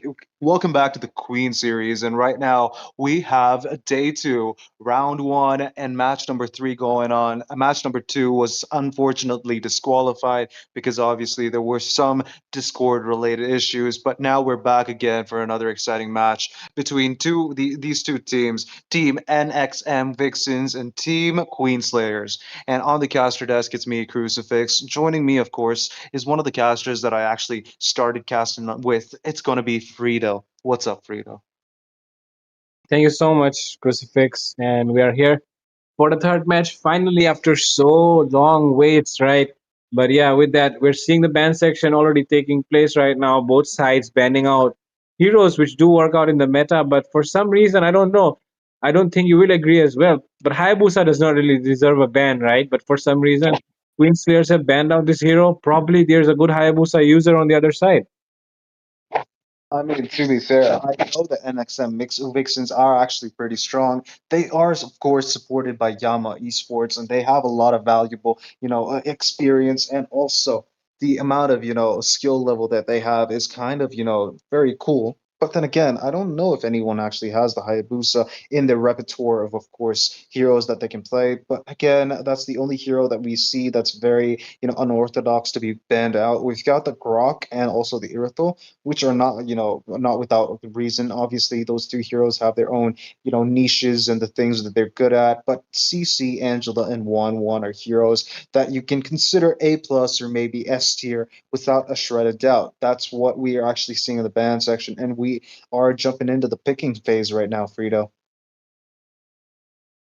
Yep, into the pick phase already. We're seeing some decent heroes getting banned out 1-1, as well as the retail kind of obvious bans happening. And yeah, in the first pick, though, I feel like, CC is always a good pick. But now that it's banned, what are they going to pick up? They pick up the Bane, which has been Oh, wreaking havoc in this meta right now, especially with that. Well, I can't, Magic I Sword. can't remember the name, but the Hawk Tour, right? Hawk Tuah. Of course, it's called Ale. The second skill is, it's one skill that's actually had the name, the same since the start. Of course, since the time Bane was a big bad ghost who used to summon a ghost ship from the sky to rain down cannonballs, and it's still the same, of course. But now we've got the picking from the side of Team Queen Slayers. They go for a very strong, jungler being Lancelot. His puncture allows him to escape in most situations, and also Thorn Rose allows him to immune any damage. So I think Bane actually might be, in a bit of a pickle if at all Thorn Rose is used when he does the Hawk Tour. But again, it's all a matter of how the players play the game. Yep, and right now these draft is looking good so far. I feel like both sides are picking up heroes that they are comfortable playing because you won't really see a Xavier coming up very early, right? And really like Xavier is something that it does not even cross the minds of people when they're drafting unless they play that hero. But right now we're seeing Xavier come up, and in the late game it is definitely very very strong. But the early game will be definitely weaker on their side. So they do need to compensate with the damage from the side laners. So yeah, with that, we're looking at the picks coming in from the side of Vixen. They're picking up Gatot as well. And Kadita. Kadita is definitely going to create problems here. It won't be easy for the Xavier to rotate because he always needs his roamer to check those bushes, right? Because the Kadita will always be lurking around the bushes to get that shutdown kill onto the Xavier into the backline. And that is exactly what Kadita is known for. Just ambushing the heroes, right? That's why she's actually not just a pure mage, she's actually an assassin mage, right? So the Karita should be definitely having, giving some trouble here to the Xavier. I completely agree with you, and the fact that Kadita is just basically an S tier version of Adira is just enough to give you the Adoraphobia all over again. But then it's now all on rough waves doing all the work for her. But then again, from the side of Team Queenslayers, we've got Phoveus getting picked. I think it's a response to the Lancelot pick. I don't think they want to actually let NXM Vixens actually have the opportunity to get the Phoveus on their side. And again, Phoveus is versatile all through and through. He's not going to actually suffer against any, very strong EXP laner. He's still going to hold his ground, and in team fights, he always brings the value. He is going to still stay alive in most situations, but then again, we're back in the second banning phase, and we've got Kufra getting banned from the side of Team Queenslayers. They are definitely cutting out all of Lancelot's, counters. They're making sure that Lancelot does not have any counters just yet, but they're missing out on the Mincetar. I think the Mincetar might not be picked, but it's still, one of those counters that actually gets Lancelot in the, in a chokehold. Definitely a natural counter for all heroes that use the blink. And that's why even the Phobius kind of gets countered because his ult counts as a blink, right? So the Mincitar Yep. could be coming in really handy here. But even then, like you said, it's highly unlikely for a Mincitar to show up. But yeah, leaving it open might also not be a good choice. But even then, they still go for Elixir actually instead of yeah, all Yeah. those heroes that could have been available and banned out. Enemy as well, banning out the Obsidia here. Not really sure how to react to that. But yeah, the ban section is definitely kind of weird in the second phase. Except for this, Kufra, I don't really see the reason behind the other picks. Okay, something interesting showing up right now. Queen Slayers have picked up a Leslie. And if you remember Crucifix in the last game where you casted, the Leslie did not really perform very well, right? And, Actually, yeah, he was the best performer in the other side, but yeah, in the late game. But even then, Leslie kind of struggles again in the laning phase. You do need to provide her with a lot of support, and because of that, you usually lose out on the neutral objectives because you need to use that roamer to go and help out the Leslie. So I feel like because of that reason, it's not that valuable. And oh my God, take a look at that. They pick up the counter pick immediately. You know oh, that the yeah. Granger is going to win against the Leslie. I completely agree with you. The Granger is always going to actually have the advantage over Leslie because the moment Granger gets Leslie in her sights, he is going to have a linear pathway. Unless, of course, Leslie uses a smoke bomb or uses the flicker of the resources to actually escape Granger's damage. But which again, Granger can always reposition his attacks, maybe with his, Death Sonata, or maybe with the cancel on the Rhapsody. He can always reposition it and target Leslie again. So she's not going to stand much of a chance. But look at that, we've got Yuzong in the EXP lane instead of a Lapu Lapu. Of course, Yuzong is very strong in the early game, but does tend to fall off the moment that the enemies usually get the life bane effects or get enough damage to actually, burst him down, or of course get maybe counter items like dominance ice or something. So he completely gets shut down after the mid game. So he is going to be not that valuable, especially during the late stages of the game, unless of course he is trying to mark down maybe Leslie or Xavier. Then it's going to be totally fine. It's going to be all okay for them. But then again, okay, wait. Why do I see it? Why do I see Minotaur, the cow, the cow king? I don't know, half cow, half, you know, half cow, half man. The Um, child of Zeus in the side of teams, Queen Slayers. I don't think Minotaur is actually that meta. yep, definitely. It's not the most meta hero out there. Still kind of valuable, but I don't really see the value that it can bring to this match against the lineup that Vixen has. But yeah, let's Yeah. see. Let's leave it for later to discuss because this Bane pick is going to go into the jungle, and now things will look interesting because we have seen the Bane played a lot in the goal lane, of course, being inspired by the Imperials, right? But we have not really seen a Yep. Bane play in the jungle role because the damage actually comes from the magic build, and magic build in the jungle is not something that I have seen before. So if they do not go for the Um, jungle, it will be definitely the usual Bane. But if they go for the magic build, then I'm not really sure how it's going to play out because you will not be able to. I don't know, just the basic attacks won't be hitting that hard. So clearing out I guess the jungle creeps and the neutral objectives will become a lot harder, right? So for that reason, and I feel like the Magic Bane might suffer in this in the jungle role. But with that, I let's see what disagree. happens. I5 seconds till the disagree with you enemy reaches the completely, but look at that. battlefield. We're in the land of Smash Don them! Frito. We've got the Bane, who is All Slayer level troops 5, by the deployed! way. Nilu is absolutely, grinding up that jungle rankings. Again, we are in the land of Dawn between teams Wixen, NXM Wixens, and Queen Slayers. This match is going to start anytime soon. We've got both of them going for their blue and red buffs, respectively. But I want to disagree with you on one thing. I actually played Magic Bane just recently, and I have had no issues in the jungle with a Magic Bane because this dude is absolutely crazy with that second skill, dude. The moment he actually upchucks the ale, he's doing around 70 to 80% of a jungle creep's HP as damage, especially with two. Okay, look at that. We've got a little contest there for the Little Wanderer, and Team NXM Vixens get it in their bag. They actually get it without any stress from the side of Team Queen Slayers. But like I was saying, what do you call it? Magic Bane, he is doing too much damage to, obviously, jungle monsters, and I cannot deny it at all.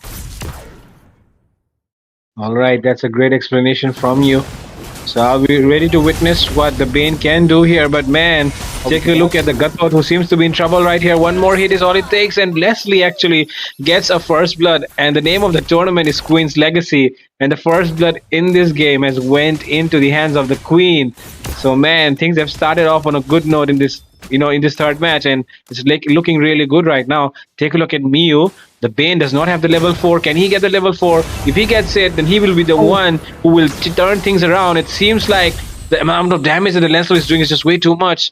He does use up the dash though, and that's why he will not be able to take down that Bane. But man, that level 4 was really important, and he got it on time because otherwise, things could have turned around, and Nilu could have been the one falling. It was a clutch level 4, bro. But then again, one thing that I want to mention is the fact that Ale does not regenerate enough HP in the early game, especially on a Magic Bane. If you have Ale, if you're using it, it's not going to regenerate enough HP for you to actually just come back from the grave and, survive. But look at that. We've got the big black dragon in the air. He's amid everyone for the side of Team Queen Slayers. He's trying to actually zone out the enemies. Here comes the deadly catch to actually secure the turtle and also take the kill on Lancelot. We've got Sin also getting taken out by Yuzong. But on the bot side, off camera, we got Queen getting the kill on Granger, and that's kind of surprising. Of course, Leslie's going to have the advantage, especially with the true damage, and especially hiding behind all of those minions. I think Granger's going to have a hard time hitting Leslie behind those minions, so I think she's got the advantage, and she's using it to the fullest. But one thing that I actually find funny, though, is the fact that the team is called Queen Slayers, but we've got a queen on that side. So I kind of think it's kind of hypocritical, the fact that a queen is in the Queen Slayers. So you get what I mean. Yep, I get it, man. How are you going to kill your own teammate, right? Exactly. That's my point as well. Why would you name that? But okay, now Minotaur could have been in trouble there. But yeah, of course, Shella just keeps that ultimate for the rest of the members. does not want to commit on a tank with that.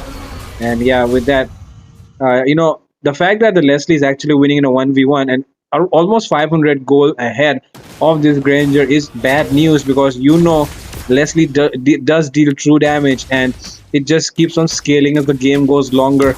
So it's definitely going to be a Leslie winning out against a Granger in the late game, and it's not going to be a Granger. Oh, but look at that. We've got a taunt coming in from Gatok Catch, the Unbreakable, and the Deadly Catch, making sure that Sin is going to go back to the base, but it's going to be Granger that gets the kill and secures it. But one thing is, okay, look at that, though. We have a Leslie who's almost gotten herself the Berserker's Fury. It's going to be a lot of damage from her side the moment she actually decides to actually engage in the fight, because Berserker Fury is the most core item for any early game marksman that wants to actually enter into team fights. But look at that, on the bot side, we've got Queen taking down Granger my again. God. There's absolute domination in the top side. A little bit of a fight, but nothing too serious happening. Yep, top side, bot side, action happening all across the map. Second turtle coming up though, and Queen Slayers are definitely ready to take it down. Lancelot still farming up, Look at that. waiting for the right moment to engage. But that engage coming in finally, Thorn Rose. And we've got the Deadly Catch coming in, catching one person. It's going to be Lege and Mio getting taken out, but here comes Sky in the sky, taking down Capybara. And I think Capybara is actually a type of rodent. It's actually kind of a, relative of the rat family. So is Sky taking it down? It kind of like, makes a reference to how predators in the sky take down, enemies in the ground, obviously small little rodents. But in the bot side, I think Ranger has given up on defending the lane, and Leslie is going to actually have all the free time to push it. While in the mid lane, they traded off for the mid lane tier 1. And in the bot lane, we've got tier 1 also getting taken out. Shayla is getting the turret. Oh, look at that. The Deadly Catch actually hits the Savior. What? Why? Well, How does it have I'm that not much really range? sure. I'm not really sure about that. But yeah, now I feel like the Adita's attention is just shifted onto the Leslie, because she's just witnessing this Leslie get 3 kills in front of her face, and we all know what the Adita wants. She's always going to go for one-shotting those backlines with her ultimate and full combo, and that's the reason why right now it's the responsibility of Shayla to take down Queen. Oh my God, the amount of damage that's being done onto this Yuzong is way too much. He's just Awesome. and into the bot side. Take a look at that. Minotaur falls down. That is not a good news. In the top side, though, it was a 2v1. Lancelot just left that Phobius all alone, and now he's dead. But okay, take a look at the way Kadita is approaching the game. We all know, right? Kadita, all she wants to do right now is just go for the Leslie. Definitely, dude. But one more thing that I want to mention is the fact that Leslie was able to get the kill onto Nilu, which was surprising. Off camera it happened. But look at that. Leslie using the ultimate snipe to make sure she got vision on the enemies. And I think they're not going to cancel that. Shayla is not going to engage on that one because obviously it's inside the tower. It's not going to actually guarantee a kill, especially if enemies are missing, which is the case right now. I don't think it's actually a wise idea. But that is what Shayla was thinking too, making sure she does not make any unwanted engages. And I see that from the side of team, the NXM Vixens, they're losing up on the bot lane, but they're actually gaining the advantage in the top and mid side. So I think that's actually more advantageous for them to actually believe that they have more control over the map. But Granger really needs to step it up, right? Definitely, man. Granger is their key pick because it is a winning lane matchup, and even then, the Granger still 2-2-0. Not really a lot of action that we've seen from him. Take a look at the other side, though. Okay, who gets it? It's actually Nilo who gets it, and man, the Lancelot just gets deleted by 3 members. And you know that the Minotaur is not going to be able to provide support. And with that, Queen's coming in as well. They want to. Okay, Bane, do you want to go in for Queen? Queen is definitely going to be the main target, but the thing is, she always has this camouflage to just kind of escape whatever is coming towards her. So that is kind of helping her to stay alive at the moment. But as the game progresses, enemy will be able to get more tanky, more damage as well, and they will dive all in for that Leslie. And once they get the Leslie down, I think it should be an easy game, easy team fight for them as well. I agree, but look at that. The way that Xavier was able to predict where Shayla was, taking him out of the camping position and making sure that she's actually going to fall back. But look at that. We've got right now Granger taking down that Trav Howard in the bot lane. They've got all 3 tier 1s down, but then Rough Waves used. It does not connect, so the Petrify is not actually available. So I think Shayla is actually trying to just force them to go back. Good decisions from their end. I think NXM Vixens are doing pretty good. And the Mage Bane is starting to do some damage. Definitely, man. The Mage Vayne is, of course, going to hurt you in the late game. So they have to be really careful, trying to end it fast. They do have the Xavier, but the thing is, the frontliners are really going to suffer against the Vayne. Okay, take a look at that. Black Dragon form coming in. AOG popped in as well. Black Dragon form could be going in for the knockup anytime. And take a look at that. The Dune knockup, the Leslie. The Leslie still does not fall, but she finally gets shut down by Sky. That's an opening, and there it comes. The Rough Waves. 1 HP escape there. Lancelot trying to go in for Shayla, but Shayla able to escape thanks to the Ocean Blessing as well. That is good stuff here from Team Vixen. Queenslayer just left stunned as to what just hit them. And right now, they can go for this Lord. Definitely, dude. And the one thing that I actually always want to, give appreciative thoughts to is the fact that Mobile Legends decided to give Kadita the passive, the Lassophobia, which is absolutely crucial in terms of keeping her alive, dude. She does not need to be afraid of actually, engaging and not actually having any retreat options because she still has a lot of her HP whenever. But look at that. Flicker being forced out is going to be very costly for the side of Team NXM Vixens for Granger, of course. But look at that. Ultimate Snipe used to actually scout out where the enemies are. Giving vision is most important, but that's not going to actually let them get anywhere close to the Lord, is it? Oh, Iota is going to actually zone them out along with Sky. He's CC immune in the Sky, but Bane's going to get the kill onto the turtle. Flicker being forced out from the hands of Xavier, but look at that. Minoan Fury is also going to be there, but Deadly Catch going to stop him, taking his tracks, taking him down. But look at that. We've got right now Sin getting taken out by Hanny Meowstick. And I think Leslie's doing too much damage already. He's actually able to make sure he's melting down enemies in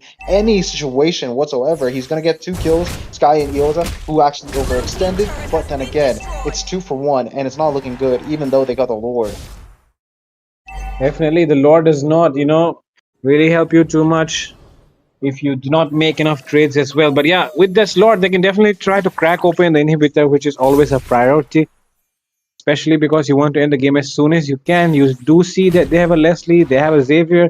Late game is not going to be good because even though you have a Bane, the Bane is on retribution, right? I could have said, yeah, the Bane will work because you just go in with that second, the Ale all charged up, and you just go in flicker on their faces. They're instantly going to get deleted.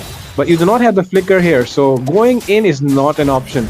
You're going to depend on a Yuzong, but you know that the Yuzong in the late game kind of struggles, going alone in the backlines. So right now it's going to be really difficult here for NXM Vixen unless they end the game as soon as they can. I think they actually have the advantage in the late game, but then again, it's all right as long as they actually stay alive and take down the enemies one by one. But look at that, they're not actually falling down. Queenslayers are playing pretty passively. They're not trying to actually rough it out and make a unnecessary fight here or there. They're playing a gentleman's game, or should I say, gentlewoman's game. They're making sure they're not making any mistakes. But look at Sky, he's too low on HP. Queen's gonna find an opening, get the kill, and look at that, the Deadly Catch catches 3, but it's not gonna be enough. So that everyone's too high on HP. They're gonna stay alive, but Sin's gonna be taken out by Shayla, and Hanny Meowstick is gonna find the way to kill. I can't. I want to make fun of the name Leggy, but it's fine. It's totally fine. Intrusive thoughts. Hey, take a look at Iota. Iota very low. Queen, do you want to go in? No. The targeting is wrong, but man, look at the Granger. He gets deleted. That BOD is coming into play now. Those critical hits are really hitting way too hard. He just picked up the BOD just a few minutes ago. And right now, we can already see the impact that it has. You can get that crit damage a lot more. And take a look at that. The passive of the Endless Battle gets procced off as well. So that's going to double down on you. The true damage is just going to be way too much for you to deal with. And as the game progresses, as you can see, Crucifix, the farm lead of the Leslie is actually, above everyone. Even if Bane, even though he has 3 items, Leslie, has 3 as well. Just the fact that, the Leslie, oh my god, I don't know. For some reason, I feel like this Leslie is going in for a double BOD here. I think that, I think she's probably going to go for a Sea Halberd, which is a possibility, but look at that, Minoan. I don't think it's Minoan Fury. He's just going to stomp the enemy. I think Gaza Catch is being forced back, and I think right now Queenslayers have the opportunity to take the turtle, the Lord, without any problems from the side of Team NXM Vixens. They're not looking very shabby, though, themselves. They're actually pretty strong. They're holding strong, but I think Queenslayers are not taking any opportunities. They're just directly going to go for the Lord without any, thought behind it, I think. I think with that, we got Sky in the air and AOG connecting. It'll be only one person though, but Lord is going to be secured by Mew. And there goes third Rose, but he's going to get taken out. Mew's out of the picture, but look at that. We've got right now a high, no, not high, I mean, Zhang marking down Queen, making sure he's going to get taken out. And I think that was a very, very, very important kill there. But Sin's also going to get taken out by Hanny Meowstick. And Bane's going to actually miss his ale, so I don't think it's actually, going to be wise to engage again or keep fighting. I think that's actually more valuable to lose the Lord and win the fight. Definitely, you do not want to overextend fights. They got the Lord, that's all they needed. And this is just buying them enough time, right, to drag the game on. Because, like I said, they have a Xavier, they have a Leslie. Late game is in their favor, according to me. But yeah, like you said, you might want to disagree as well. Because I do understand there is the Bane, there is the Granger as well. But in my opinion, I feel like the Leslie and Xavier scaling is just outscaling, I should say, in the late game when you compare it to the Bane and the Granger. I feel like the Bane is still comparable, but the fact that you do not have a flicker on the Bane is kind of making things interesting as well, because you cannot really go in with the ale, surprise them, and just one shot them, right? Because one shotting is actually possible, but the fact It that he does is. not have a flicker is just the only reason why I feel like the Bane will not be able to do what he's supposed to do. Oh my god! But take a look at that, the Queen's able damage. to do that much damage? What? I mean, I'm not surprised myself, to be honest. This guy is actually kind of busted with it. But look, Thalassophobia being procced off with ultimate snipe from Leslie. I think that's actually pretty valuable because it has a Whoa! long cooldown. But Flicker also being forced out. Xavier going to get caught. But look at that ball. The deadly catch is going to catch Xavier, making sure Capybara goes back to the base. And we've got right now Minnow and Fury in the backline, making sure the team of the NXM Vixens don't really have an engage opportunity. But Sky does not think about that. He's just going to move straight for the backline. And look at that. Leggy is going to fall down to Sky. And all of his damage, I think. But Whoa! look, it's four kill? Rose for the Maniac? win. He's going to get a triple kill, and he's going to follow through. He's going to find his way with the help of Minotaur, but Ale is going to keep him alive, and the deadly catch, but he's going to get a mega kill, not a Maniac. It's very, very unsatisfying, but Miyu is doing so much. He was able to survive in between all of that damage. He was able to actually keep alive amidst all of the damage that Bane was able to deal. But look at that. I think right now, Miyu's flexing all of the damage that she just dealt, getting a wipeout on the side of Team NXM Vixens. They can end it. They can, but look at that. The AOG is going to stop one of them, and Sin's not going to actually do enough damage. But Queen and also Miyu are going to lock down the base for a win for the side of Team Oh my Queen Slayers. Victory! The title is What was earned, my that? friends. They are Queen Slayers. And the Queen Slayers will slay the queens which were against them. And man, Yes, sir. I was really surprised as to how did all of them just fall down like that. I think a few of them could have escaped, but I feel like the Phobias and the Minnow just going all in, not letting them recall. That was a very good call from the Minotaur and the Phobias, I should say, because that follow up Yep. just did not allow the enemy to escape, and they were low enough to be taken down. And the Landstar just followed it up with those dashes, and that was a perfect setup for their side.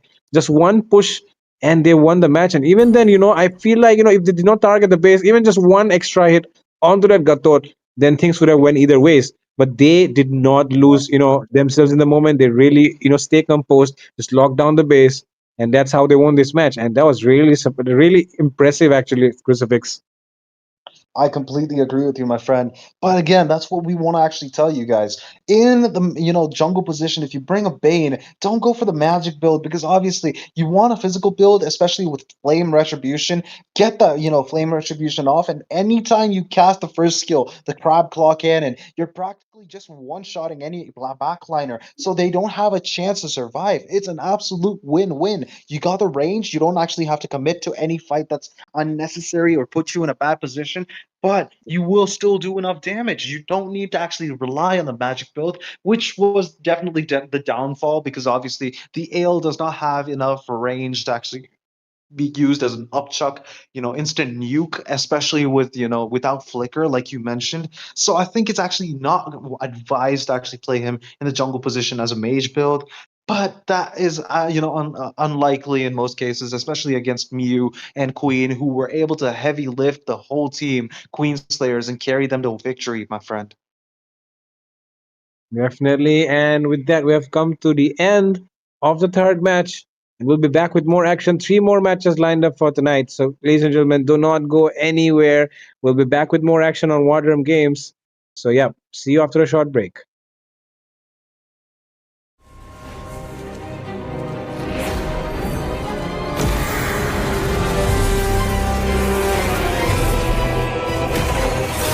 Carved in blood and bone, my power is undying.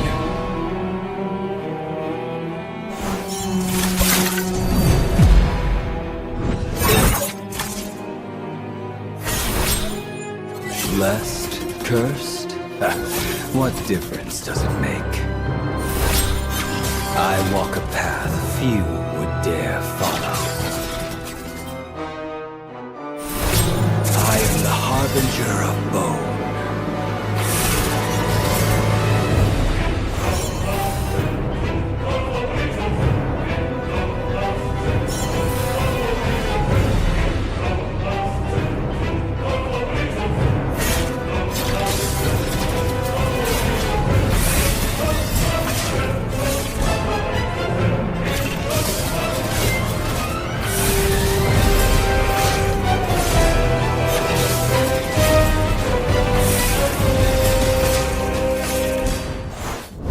We are the aspirants.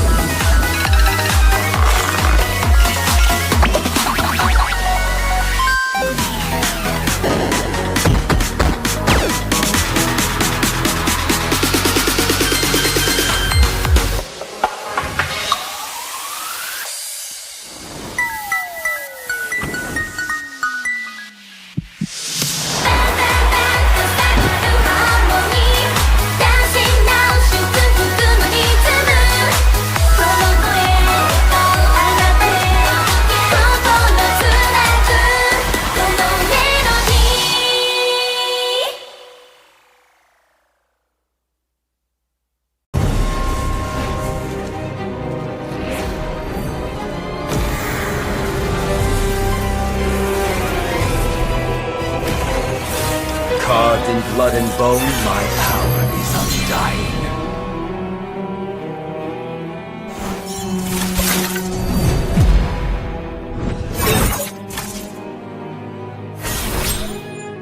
Blessed, cursed? What difference does it make? I walk a path few would dare follow. I am the harbinger of bone.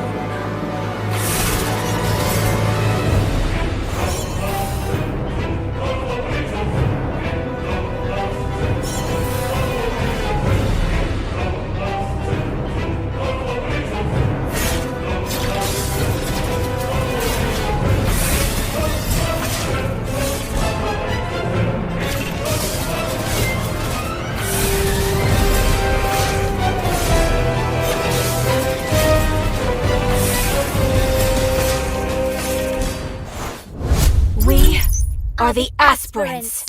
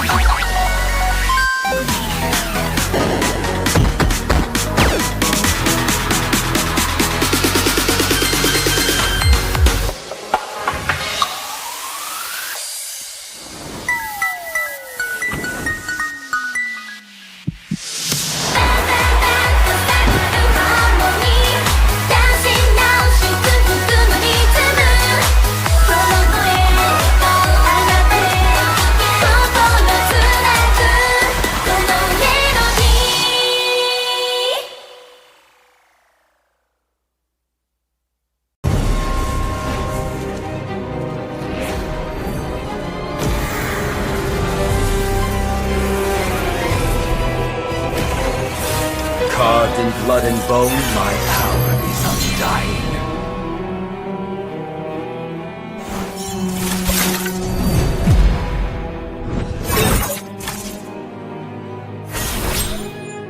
Blessed, cursed? What difference does it make? I walk a path few would dare follow. I am the harbinger of bone.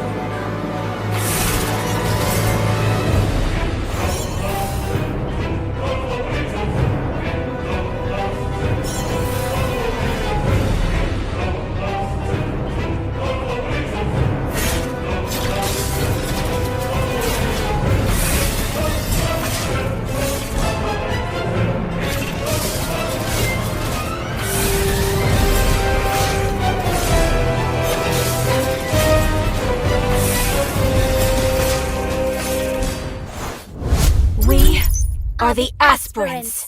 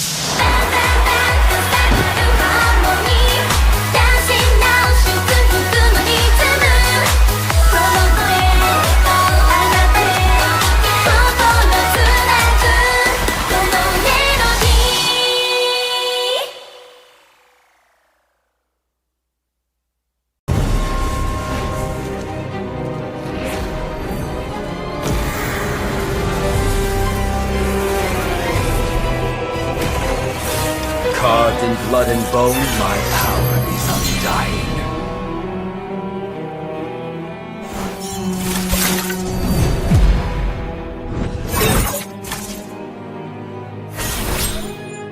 Blessed, cursed? What difference does it make? I walk a path few would dare follow. I am the harbinger of bone.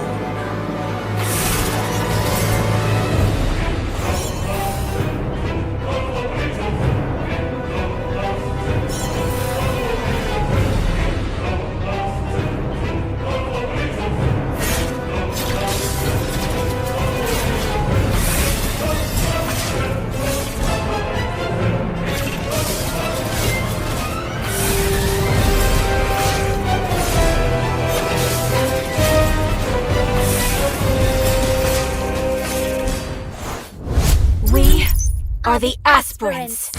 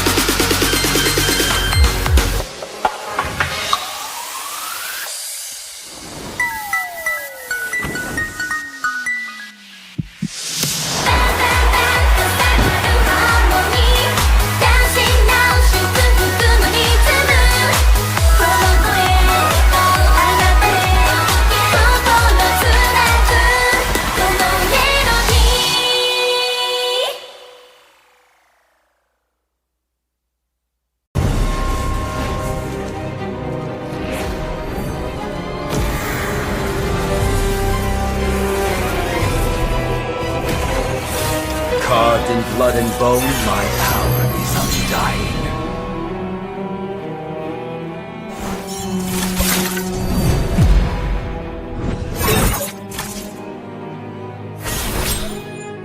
Blessed? Cursed? What difference does it make? I walk a path few would dare follow. I am the harbinger of bone.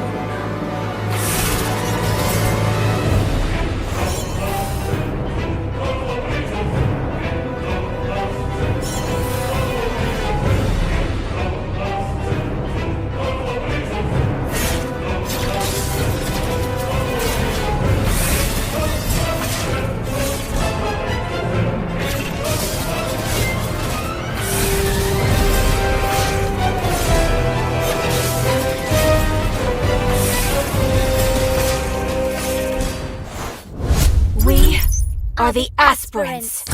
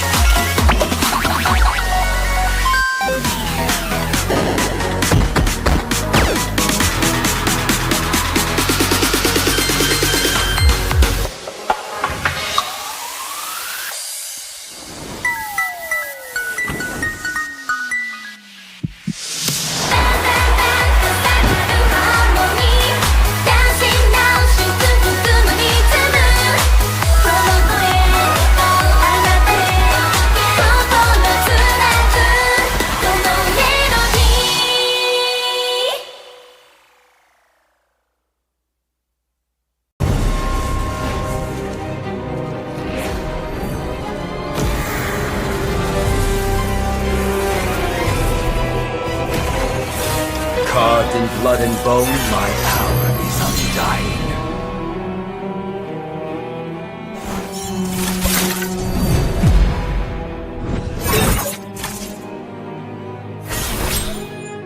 Blessed? Cursed? What difference does it make? I walk a path few would dare follow. I am the harbinger of bone.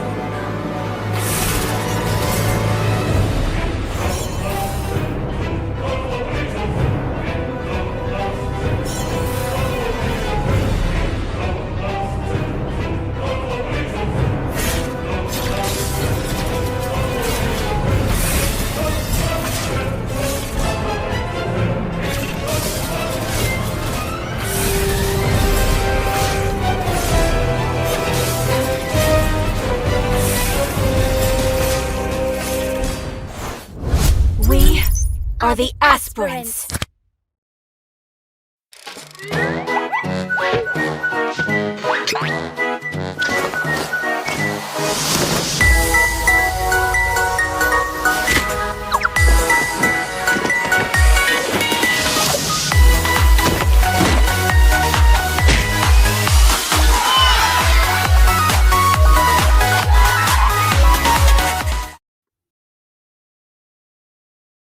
Welcome back, everyone, to Queen's Legacy series brought to you by Wardrum Games and sponsored by Vista Games. So here we are on to the. This is going to be the fifth match for the night, most probably, and this is going to be between Team Daring Sisters going up against Team Big Black Barbecue. So I'm kind of wondering why I have an Argus in my background. It is most probably because of Crucifix, and once it is understandable because he loves to play Kagura. So I think it is going to be quite okayish for him. I'll be Akasta Itami, and joining me will be Once, like I introduced him already. So, Once, here we are onto the drafting phase already. Yeah, we are already into the drafting phase, Itami. And looking at the draft, coming up from Darren Sisters, they're coming up with pretty good bans. They have taken away the Bane as well as the Angela and the Minceter. Quite a solid ban, I'd say, because the Angela can be really troublesome with her ultimate, which is so frequent after the recent tweak that she got. And the Bane as well. He just deals absurd amount of damage. And as for Big Black Barbecues, they're coming up with a Yuzong ban, which is very out of the pocket. We don't really see a Yuzong ban often, but I feel like, they're like targeting the EXP coming up from the side of Darren Sisters. So they might have Yeah, done a little bit of homework there. And yeah, look at this Itami. Oh my gosh. First pick right up, it is a roamer, and it is gonna be a Tigrel. What do you think about this Tigrel? Because I feel like a first pick Tigrel is a very bold and risky move. I do understand. Yeah, it is bold, but at the same time, it is risky, as you have said, because Tigreal has a lot of counters, even onto the roam. It will be me actually giving out some of the ideas, but the thing is, you can go up with an Akai jungle or maybe an Akai roam to counter out the Tigreal. It can work out when the implosion play is about to happen, and the Akai just uses the heavy spin. But I think for the roamer section, they are not going to be risking it out, but instead they have already prioritized the Jushin as well as the Matilda. With the Matilda, I think most probably they could have been prioritizing it as the third pick, but they are not taking any risk because there is still the second banning phase, and Matilda could have been just banned out onto there. But Daring Sisters, let's see what they are gonna go with. I do think there are still a lot of jungle options. Vishanshin as well as the Lancelot is also open, but Oh, interesting really? enough, they're relying on to their comfort picks. Wow. I mean, talking about Darren sisters, the name itself is so unique because Yeah. Darren, it means, a gift from God. And they're like, all of them are like sisters together, so they're like, all of them are like gift from God. So it's, uh, pretty interesting name choice for the team. And as for Big Black Barbecue as well, because I think like they like their meat roasted, till it's a lot black, and they just like it extra well done with the barbecue there. So yeah, but talking about the picks, coming from the side of Darren sisters, they have picked the queen, the defender of the Northern Vale, none other than the Freya. And actually, I did not see the Freya coming into the picture here because Freya is so out of the pocket, and it seems like they're going up with a solid early game lineup here because if you take a look at Darren Sisters, they have the Louis, they have Tigreal, as well as the Freya. These are heroes, that deal a lot of damage right off the bat, and they're just very consistent with their damage throughout early and late game as well. So I feel like there is a very high chance that they are looking for a early game snowball with that Freya pick. I do agree, and the Freya is quite of a versatile pick in my opinion. She can go on onto the EXP as well as onto the jungle. She works even onto the jungle. You just need the season hunter when it comes to and you can just spam the second skill in order to get the jungle creeps as soon as possible. So it will be depending upon the composition. But if you ask me regarding the draft by far, I think the more meta reliant kind of a draft belongs for the side of team BBBQ Yep. because they have the Fredrin as well as the Matilda. So, utility jungler combined with the support, we do know how deadly she can be, and she can just Yeah. use the guiding one in order to initiate the team fights as well as give out the heals as well as for the retreats as well. So Matilda could still be a handy pick here. I think Florin also could have been a great option, but Matilda will be providing an extra mobility for the side of a team that Fredrin is going to be requiring a lot. And their draft will also rely on what kind of EXP laner they are going to be going with because I'm kind of still skeptical about the Freya pick because she can go on onto the jungle too. If it is not an EXP matchup kind of a Freya, which is completely damage reliant, so they can Yep. be going out with a tanky kind of an EXP laner. Yeah. I mean, talking about the draft coming up from Darren Sisters, I'd say that, the free up pick is kind of risky because if you take a look at Big Black Barbecue, they have Fusion. Fusion, she's a bully for the fighters. And as for the jungle as well, they have Fredrin. Fredrin being the utility jungle will soak up a lot of damage, and once he has charge up all the crystals, and he's low on HP. Just one rat of the dia would be enough, to delete most of these uh characters, the heroes that would be in the team fight. So they have to really look out for the Fredrin as well. And as you've already mentioned, Oh oh my my god, god, oh my god. Now this, okay, I this is shouldn't say this. interesting. But, It is interesting, yeah, if you ask me. but yeah, this is looking like the kind of a draft that we get when we play rank, because Hanabi, we only see Okay. Hanabi in a very, very, very skeptical league, I No, feel. Mostly epic. So, but yeah, let's not. Wands.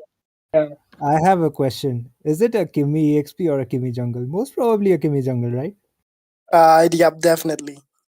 Yeah, there we go. Kimi jungle. It is and a Freya EXP. So we have already set out regarding Team Daring Sisters. Their draft is more comfort reliant, and Team BBBQ, they have more of a meta kind of a draft.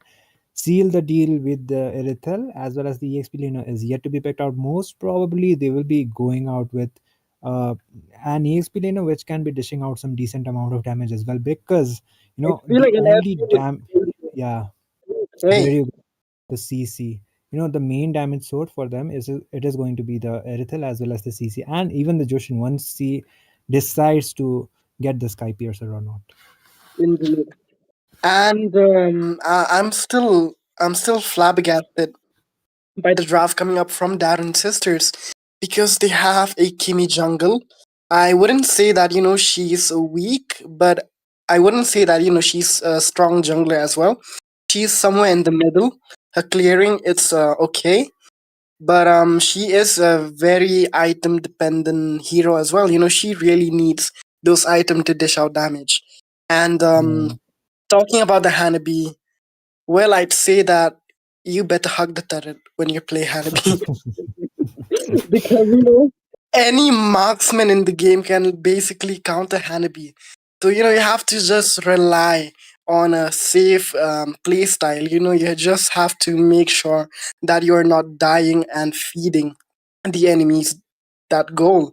So you just have to clear your wave, look for your core items. And Hanabi, I feel like she is a underrated MM when it comes to 1v1. She mostly loses to all MM, but then again, in team fight, she is a monster, because the bounce from her petal of the basic attack, it's Moba crazy. Legends. As well as the Higanbana, where 5 it can catch seconds till the five enemy enemies reaches together the if they are battlefield. clumped. But Smash yeah, them! that will go on later in the game. We are Ultimates deployed. into the land of Dawn. Take us right in, Itami. Yep, here we are on to the. This is the upper bracket match actually. So Darren Sisters have also made their way on to the next round of the upper bracket.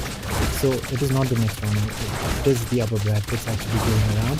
So after this will be the lower brackets coming around. But for this game, Daring Sisters will be taking on Team BBBQ, Big Black Barbecue. So here we are onto the land of dawn, and as we are already seeing a Kimi jungle, something I actually don't see it out even on my classic kind of a game. But oh, look at the potion coming up from the player already. She is really comfortable with it. It actually is showing up right now. Yeah, I mean, Freya is the strongest hero, at level 2. You do not want to fight her in the early stages of the game, because she can spam that second skin unlimited. So, you just have to focus on the lane clear and not on Freya. But yeah, talking about big black barbecue, I feel like they can actually take advantage of the draft that Darren sisters they have, because they don't have much damage dealers in the early game, and they have the Luye, of course, and they have that Freya, but the Freya is going to be busy in the EXP, and the main damage dealer is just going to be the Luye for the early game. Even the Kimi cannot deal out much damage. So the Fredrin will have a really easy time, initiating and as well as getting out of the fights, because of the guiding wind from the Matilda.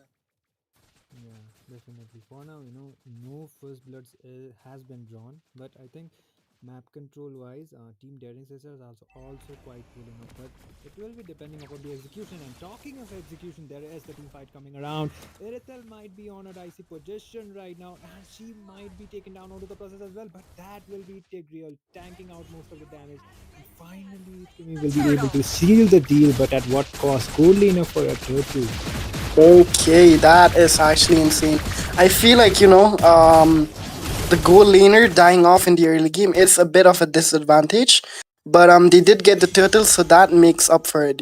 So I feel like it's not a bad trade there. I feel like the trade was it was equivalent. Speaking of trades, there's the 1v1, and the player will be able to get Olina. The CC will be falling off onto the process. That was a 1v1 fight, and Freya, like we already discussed, she's really strong onto the early game. When it comes to the 1v1 kind of a situation, once she gets the itemization, she can go for a 1v5 kind of a situation too. But look at that, already Fredrin is getting quite poked down, the retribution being used out, but there is the backup coming around for him.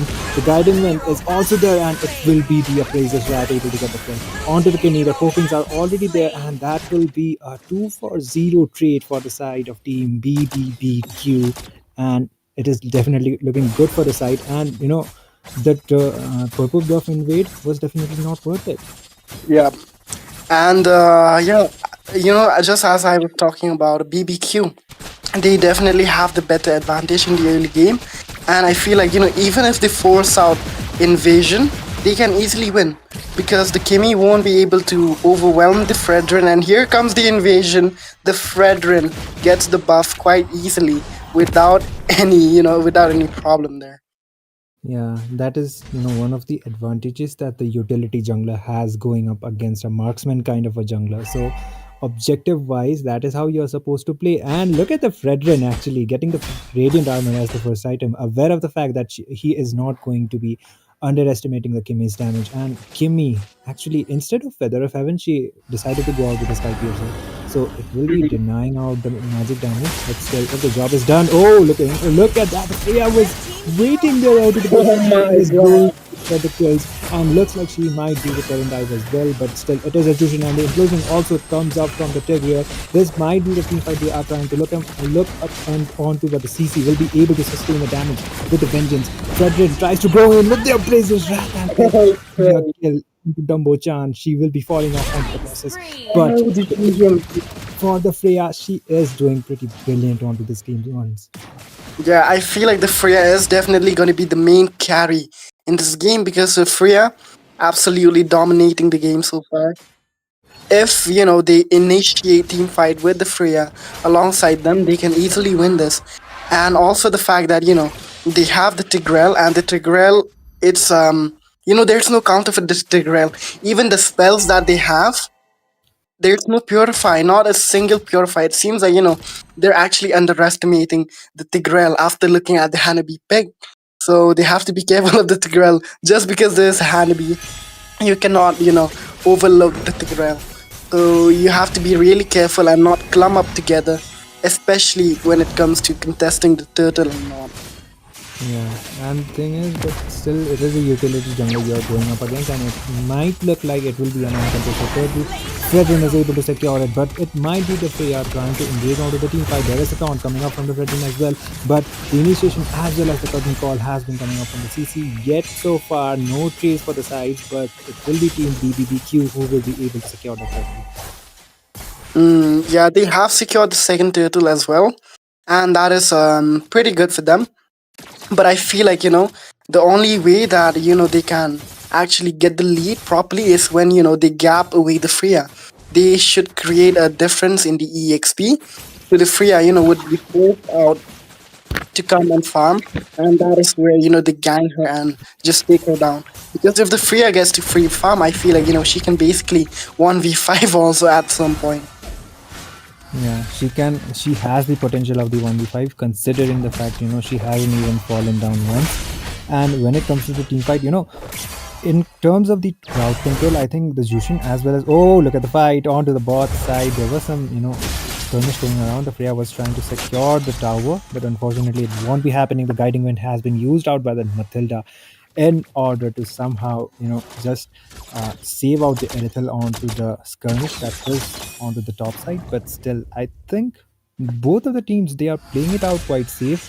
And onto my surprise, Daring Sisters, even though the draft, it kind of looks unorthodox, I would say, but still, Yeah, it is still kind of holding it out. When it comes to the goal lead, it is not still that massive. yeah. I mean, talking about the goal, there's not much difference coming up from the side of Darren Sisters as well. They're basically 1.2k goal behind compared to Big Black Barbecue. So they can definitely catch up with them. And just look at this, the Freya being so overwhelming on that CC. I think the only clash that we're seeing is mostly because of the Freya. And just look at her, she is being an absolute monster. Just goes into the jump shot. Oh, okay. Circling Eagle might be popped out here. Okay, it does. Will just comes up onto the Freya as well, but the Tigreal will be able to save her life, but at what cost? Might just Dumbo-chan might just lose her life onto the process as well. But okay, somehow she was able to tank out the damage. And you know, both of the teams, they are trading out some ultimates. There are some team fights going around, but still, it has been almost 2 minutes onto the game that we haven't seen any trades by far from both of the sides. Indeed. And Itami, also the fact that, they have the Hanabi. She might work really well in the team fight because I feel like, we are overlooking the fact that Hanabi, she comes with crowd control immunity. She has the first skill for the shield, the Aegis, as well as the Rose Gold Meteor. So, catching away the Hanabi, it's gonna be very tough. I feel like the only hero that can potentially kill Hanabi would be the Irithel. And the Irithel alone, I don't feel like she can do it because she has to dive into the Hanabi, and I don't feel like the team is gonna leave her alone anytime soon. So it's gonna be a menace on the Fredrin because the Hanabi players, they go for Trinity build, and Trinity is an absolute nightmare for tank players. So the Fredrin will be taking a lot of damage as well as bouncing off damage to the nearby teammates as well from the Hanabi. Yeah, definitely. Hanabi as well as the Erithel, once they get that core items, they will be the lead game insurance for both of the sides of the team. So it will be taking up some time, but it is going to be absolutely worth it once it is done. But the thing for the side of Team Daring Sisters is it's not just the Hanabi onto the lead game. They have the Freya as well. So she has already acquired 3 kills onto her name. She just needs a good initiation, and in order to initiate, they need to make sure most of the ultimates are already baited out. But look at that, they secured another objective that is going to be the tier 1 tower getting down. Yeah, they have taken out the tier 1 tower from both top and bottom from the side of Darren Sisters.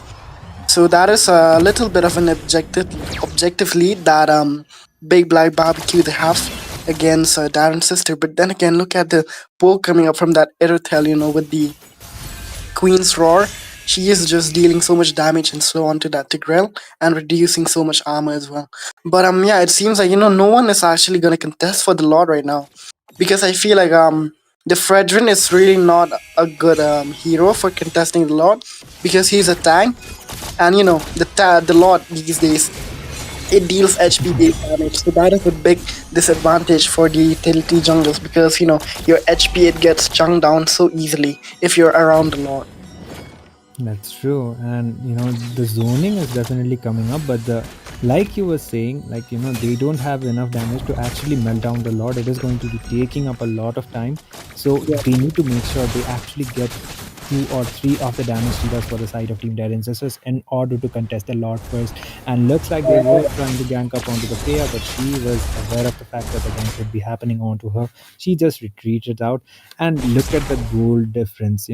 Freya is also farming up, but I think Irithel has a lot of gold onto her name comparing to the Hanabi, almost over 1k, and she has the itemization advantage as well.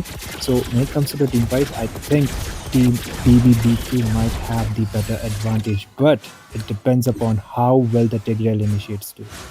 Indeed. I feel like, they are actually underestimating the Tigreal because there is not a single Purify onto the side of Big Black Barbecue. So, if just one good ultimate from Tigreal, it can change the entire tide of the game. And here Oh, comes the implosion flicker. Oh my god, there's just no follow up, unfortunately. there is no follow-up, but the guiding wind has been coming up from the Matilda as well. The damage is getting quite dished out. Fredrin might go down onto the process, but the guiding wind will be able to save his life somehow. It was a 1-for-0 trade for the Lord. They did got the Lord actually, but CC that fell off onto the process, but they will be getting out quite some objectives. So it is safe to say that Tigreal can definitely be a threat. See, she just needs a better follow-up.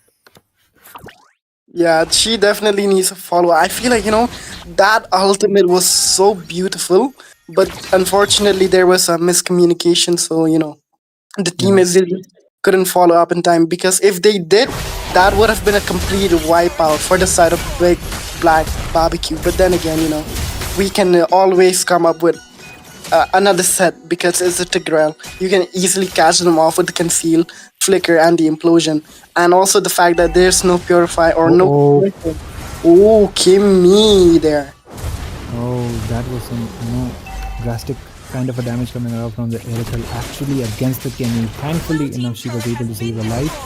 But the Louis could also be quite of a threat. If you ask me actually once, the Tigreal, if she combines it with the Louis and if there is a proper Yeah, follow-up, their team fight, like their composition is mostly relied on to the teamwork. And indeed, uh, Team BBBQ, they have the meta kind of a draft, but the thing is, they have the kind of heroes who shines more individually. So, indeed, I think on to the next upcoming team fights, the initiation from the Tigreal is going to be making up a key part, and I do think that Luoi with the divergent plays, she can do the playmaker kind of a thing, but it all depends upon the decision making.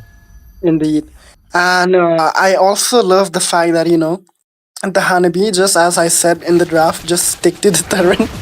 She did exactly that in the early phases of the game, and there's not a single death on the Hanabi. So there's just not much of a gap when it comes to goal lane. Of course, she's behind the Erythel, but in the late game, it's not gonna matter because you will catch up with the goal lane with her. You will have a full build as well.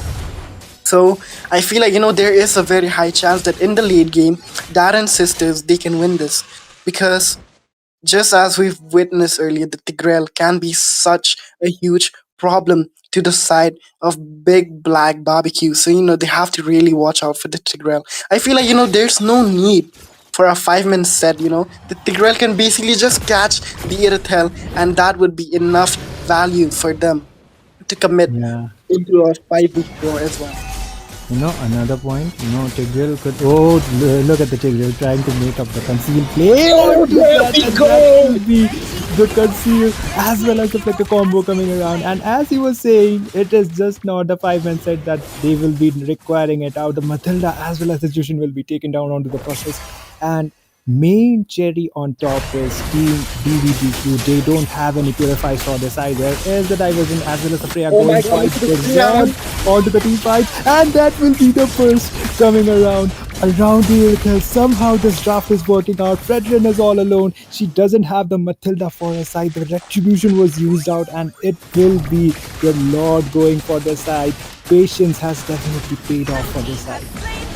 Damn, oh my gosh, Itami, this is what I was hoping to see from the side of Darren Sisters because they definitely did underestimate the Tigreal. No purify whatsoever, and they definitely paid the price for that.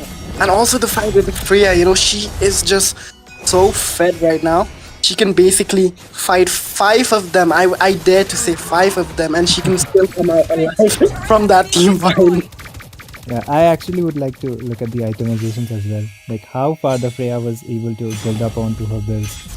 Yeah, That is the one thing I actually would like to look out as well. But for now, the Lord is marching from the boss side. Most probably, they will be able to secure as much towers as Team BBBQ are able to do so. But Freya is all alone onto the team fight. This time, she will be bursted down. That will be a shutdown, actually. Jushin's crowd control as well as the taunts. That is the one thing definitely they shouldn't be underestimating, even if you are a Freya. So indeed. they lose onto the process, but onto the onto all of the skirmish, they did got some towers for their side. Yeah.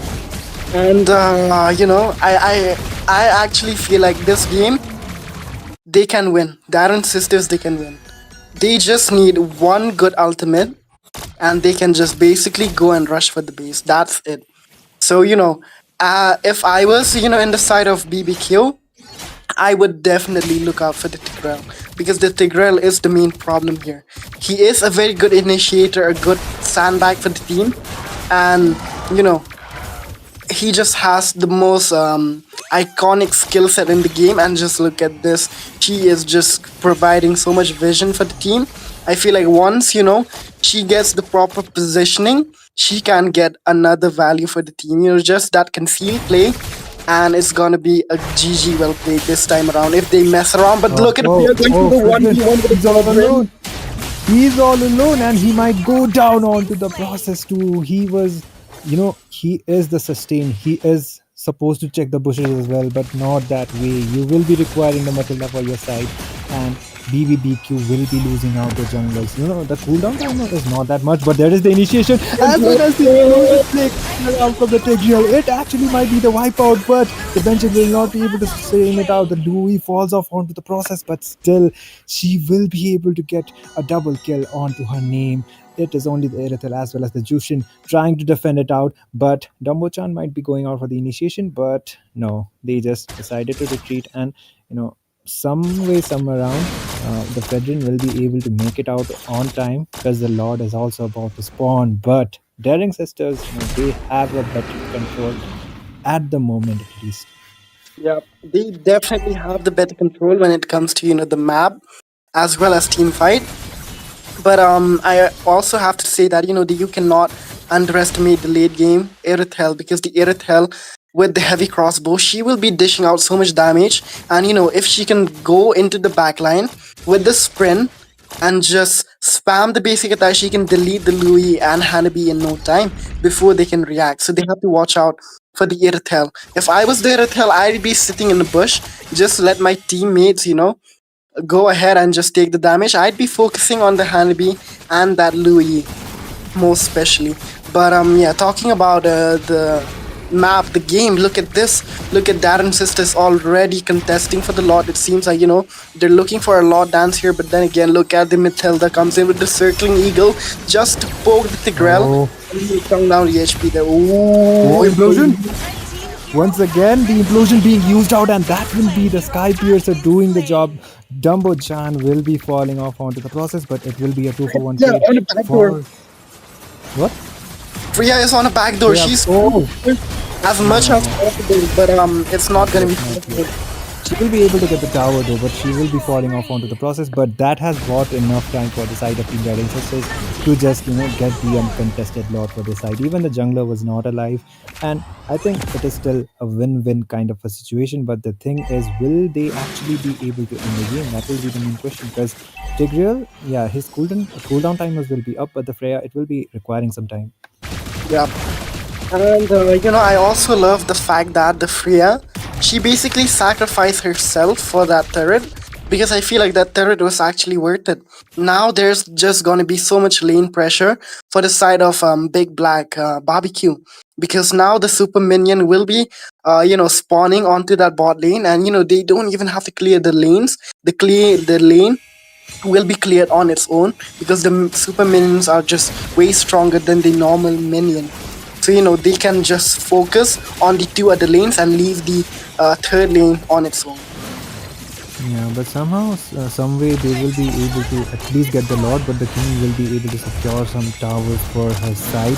And looks like it's only the inhibitor towers remaining for the side of Team Big Bag Barbecues. And they will be requiring an initiation, but the thing is, who is going to be initiating, the Fredrin or the Matilda? And even if the Fredrin will be trying to, just go out and initiate, the Kimmy's damage as well as the Sky Piercer is popping up. So, he Yeah. needs to be a bit more aware of the positioning. I think a big kind of a mess up could be the only thing BBBQ can actually come up with a comeback, but you never know. Anything could happen. I feel like this time around, they cannot really underestimate each other, because one wrong move from anyone and it's game over.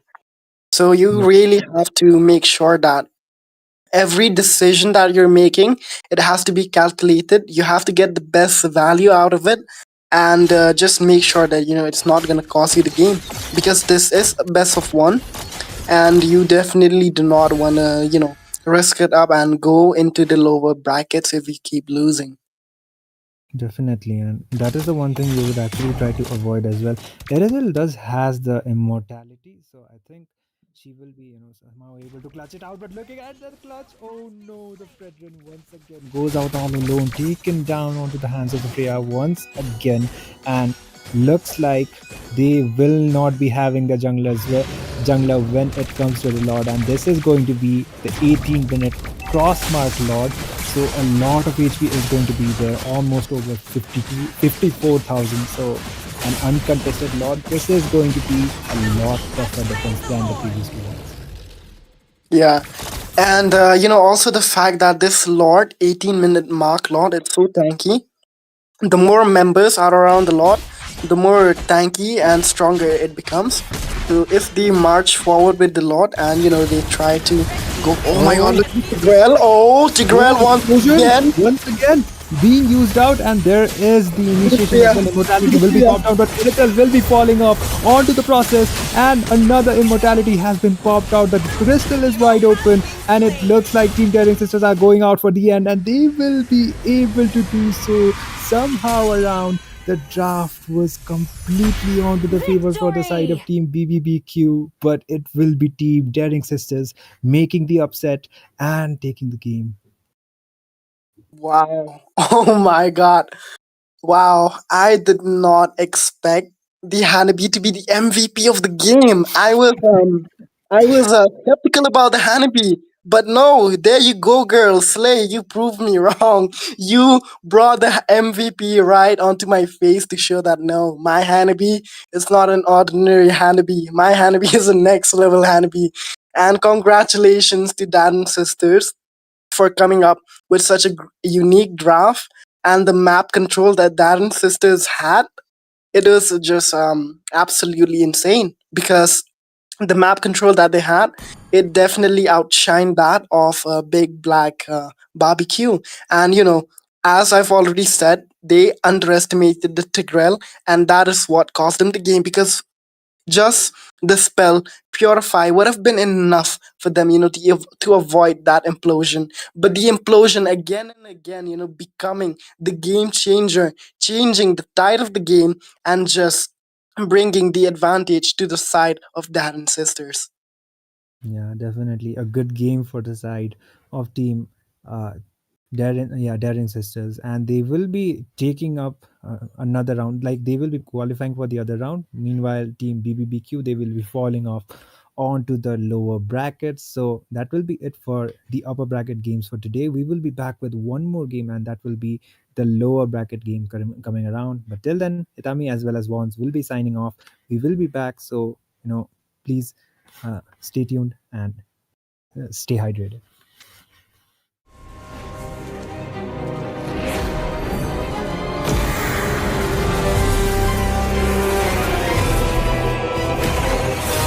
Carved in blood and bone, my power is undying.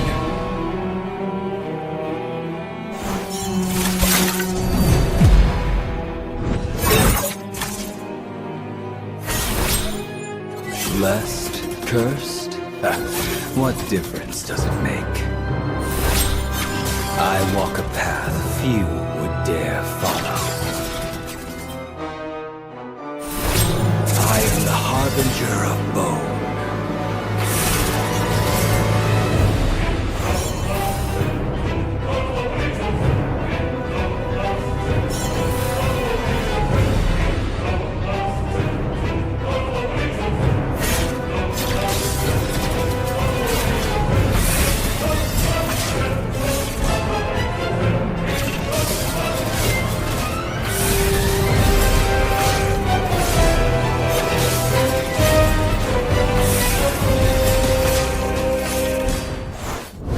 We are the aspirants.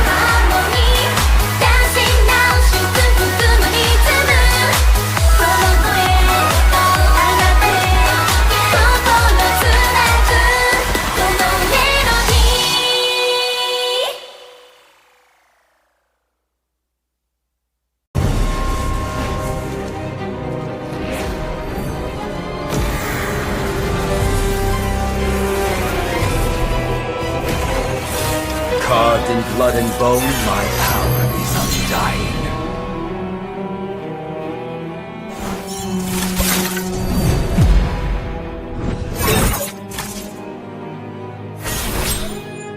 Blessed, cursed? What difference does it make? I walk a path few would dare follow.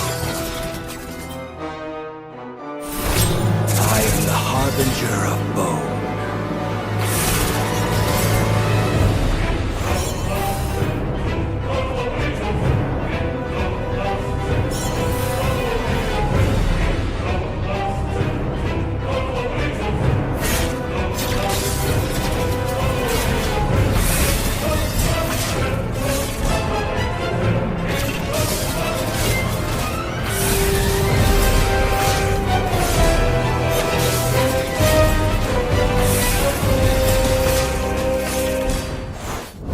We are the aspirants.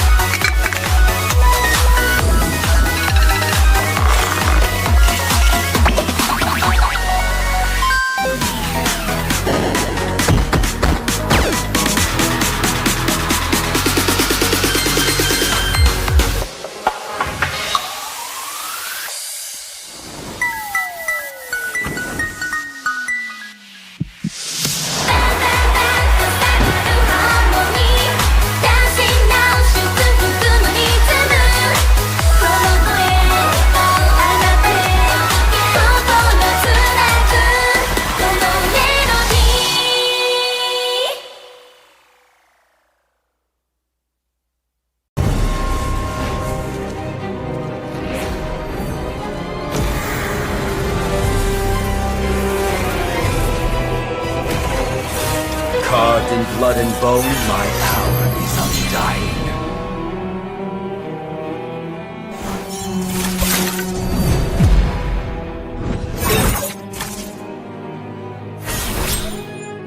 Blessed, cursed? What difference does it make? I walk a path few would dare follow.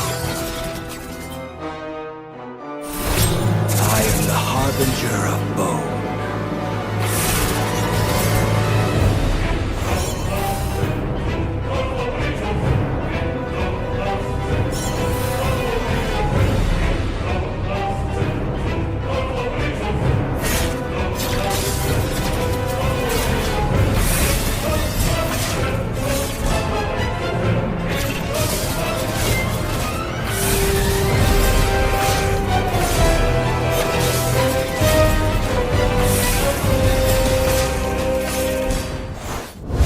We are the aspirants.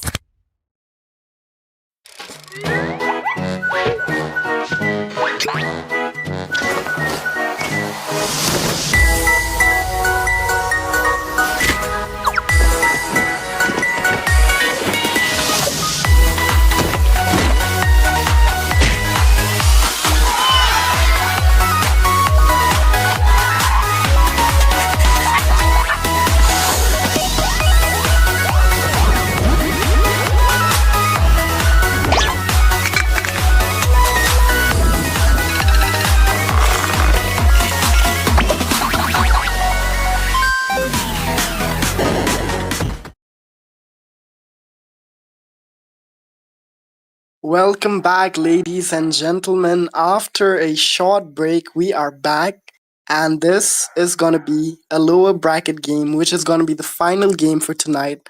And joining me this time around is gonna be our beloved caster, Brooks. And it seems like for now he's not around, so it's just gonna be me for a while, yapping all alone. So for this lower bracket game, it is gonna be a game between Pandera, Pantera Zenith, and Yarichin Biz Club. So these two teams are the teams which you guys are already familiar with, and I'm pretty excited, to see what turns of event is gonna happen in this game because last game as well, the draft, the picks was totally flabbergasting, and I was wonderstruck with that Hanabi pick. So this time around, let's see what kind of a draft are we gonna come up with that will surprise me and Crooks as well. But yeah, talking about the draft so far from the side of Yarichin Biz Club, we can see that they have banned away the Yuzhin and the Lancelot, so a pretty good ban coming up from their side. And as for Pantera Zenith, they are actually banning away the Carmilla and the Sissy. So the CC ban is a pretty solid ban, and as for the Carmilla, I feel like it is a ban that has been done to avoid a Kamala pick coming up from the side of Yarchin based club. Maybe they have a Kamala user which they are aware of, so they're just denying them of the Carmilla. But yeah, talking about the bans, and the Bane has always, been in the ban so far in the meta because the Bane is just absolutely overwhelming to deal with. The amount of magic damage he can deal on his second skill can basically one shot any squishy hero. So you guys have to be very, very careful out there when you are up against a Bane because if he gets that holy crystal, it is gonna be so hard to tank that damage. But yeah, looking at the draft so far, there's just a lot of banning, and it seems like both of these teams they're taking their sweet sweet time to ban off these heroes. And here comes a Lapu Lapu ban from the side of Pantera Zenith. So now the first phase of the draft is over, and we will be heading into the first pick, which will be from the side of Pantera Zenith, if I'm not wrong, or it might be Yarchin Biz Club. Let's see who has the first pick. It is actually Yarchin Biz Club with the first pick, and they are coming up really solid with the first pick. Grok. The Grok is an absolutely great tank, a good initiator, a good damage dealer. Overall, I'd say the Grok is a solid 7 out of 10 as a hero in the current meta. So the Grog, it is gonna be one heck of a hassle to deal with him. Because today I was facing so many Grogs in my rank matches that I was so overwhelmed to deal with. And despite the Grog going for tank build, he was dealing absurd damage. And that tectonic charge, the AoE of that tectonic charge, it is just absolutely insane. It can deal such a huge amount of damage in a wide area. But then again, talking about Pantera Zenith, they are coming up with the classic Kadita pick here, the mermaid. We all love to see the mermaid here because she is just absolutely great of a mage that can pick up any squishy hero right off the early game. So you have to be very very careful of that Kadita as well in the bushes, especially when you are straying around all alone. But You're yeah, guys. absolutely right. Once, I apologize for being late, my friends. I'm back. Was just having my dinner. Once, it's good to be here. How are you doing today? Yeah, I'm doing great. I was wondering, like, where's Crooks? But there you are, just, as I was going to talk about, where's Crooks? But there you are, think of the devil and the devil spawns right up. Ayo, ayo, you don't get off of calling me a devil unless, of course, you're talking about Argus, who is top tier, by the way, and none of these teams actually will pick him because, apparently people actually put him in the B category and not the S tier, like how I actually decide Argus's value. But two heroes that are actually kind of S tier is going to be Farsa and Uranus getting picked onto the side of Team Blue. Yarichi, can you please help me pronounce that name, my friend? That is a Yarichin Bish Club. What the hell are people thinking about when they're naming themselves? I I wonder what know. people will actually name their children. Our generation, I don't know what they're going to name their children, bro. Yeah, absolutely crazy, right? The names, actually, these email teams, the names that they're coming up with is just so unique, so fresh that we as casters we're having a hard time pronouncing these. Well, I'm not gonna have a hard time, with Panthera Zenith and them picking Badang. Pretty reasonable, but the Minotaur is a questionable one. Well, I'd say the Badang is A minus tier as a roamer, but EXP lane he is definitely gonna be in the B tier because there's a lot of heroes that can actually out sustain him and out damage him in the EXP lane. But he does certainly have his own value, especially if you go with maybe the tank build. In my opinion, is still kind of valid in the EXP lane because you're not really looking in for a solo kill. You're trying to get that team set up with the Badang in the EXP lane. That's kind of valid all through and through. But then again, the Kadita is the only S tier pick from the side of Team Panthera Zenith, and I kind of am kind of like split between what I'm actually seeing here. Yeah, I mean, talking about the Badang, on the EXP, I feel like he's gonna be really good, but at the same time, he's gonna be very bad because the hero he's dealing against is a Uranus. So the Uranus, Oh, he's just gonna heal back all that HP that he's gonna lose in a matter of yeah. few seconds. So that is actually gonna overwhelm the Badang in the lane phase, and as well as the zoning capability that the Uranus has, and the map control that he can provide to the team. It's going to be so huge for the side of Yarton Beige Club.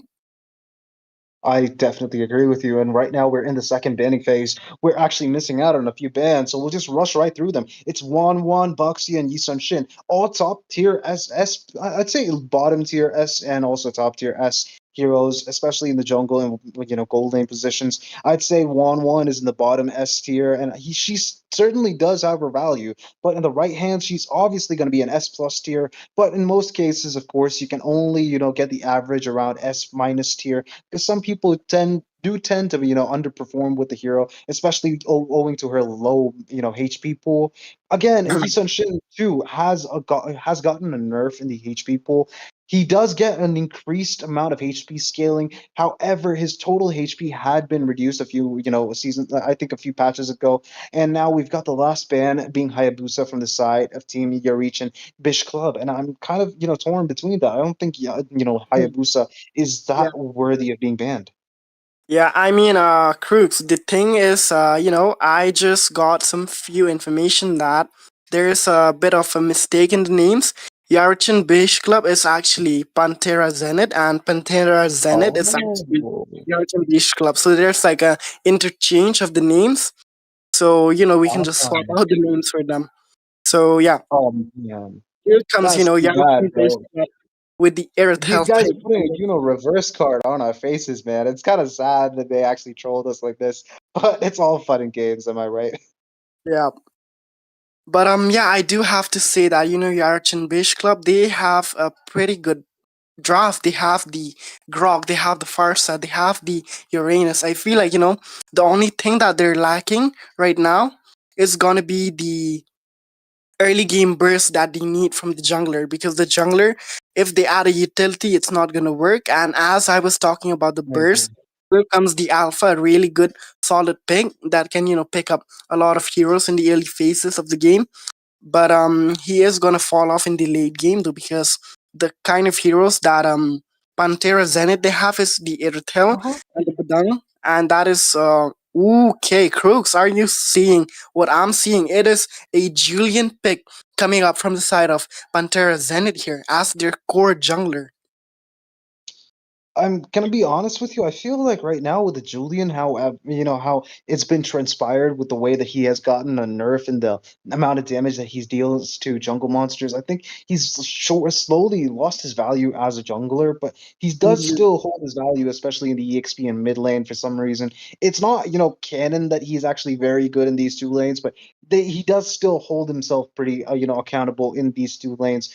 Pretty valuable, however, but not at the jungle position, man. I'm kind of like I'm at the verge of like saying that it's a bad pick, but I don't really know how these guys will actually end up playing it and actually, turning it around. Maybe it's possible. Yeah, I mean, picking a Julian as your core to pick up heroes is gonna be really tough here, because the Farsa SMH with great range when it 5 comes to seconds till her the enemy skills that can reaches the poke, and battlefield. as well as the Smash Moskov, them! with the dash and the All Spear of teams get Misery, going! which can push people around. So it's gonna be tough for the Julian to score kills. But yeah, Crooks, take us Yes. right in. We are heading into the game. Oh, we're in the land of Dawn. Between these two amazing teams, there's gonna be a big fight. It's gonna be Panthera, Zenith on the blue side, and Eurasian, Bish Club on the red side. And I think with how things are actually working now, both of these heroes have, definitely received nerfs in the amount of damage that they deal with their basic attacks or enhanced basic attacks to jungle monsters. But they're pretty fast at clearing the jungle in particular. But look at that. I think with a level 2 only on Julian, I think it's not a good idea for him to engage, but that's not going to stop him from actually engaging and getting the Lethal Wanderer pretty early on. That's actually going to be a big, juicy, important pickup. Oh my Look at god! that. They got the jump up, they got the ambush set up, and they get the Farsa. They got that, bird off the map, but look at that. Right now, Julian is level 3. He's going to have the advantage over Alpha, who does not have the Spear of Alpha ready. That means they are going to go for an invade, and they can't do nothing about it. Panthera Zenith are going to have the short end of the stick in this match if they actually try to engage. There's 3 people in the red buff, and I don't think it's actually looking good for the side of Team Panthera Zero, because look at that. We've got Aleta getting 2 kills in a row. Dude, Joe. I mean, I'm not. Yeah, Geo and also BSNL getting taken out. That was too bad for them.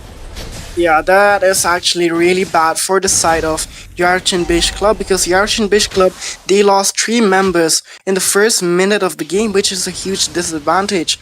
Whereas, Pantera Zenith, they're already snowballing with the Julian. I was skeptical about the Julian, but then again, look at that.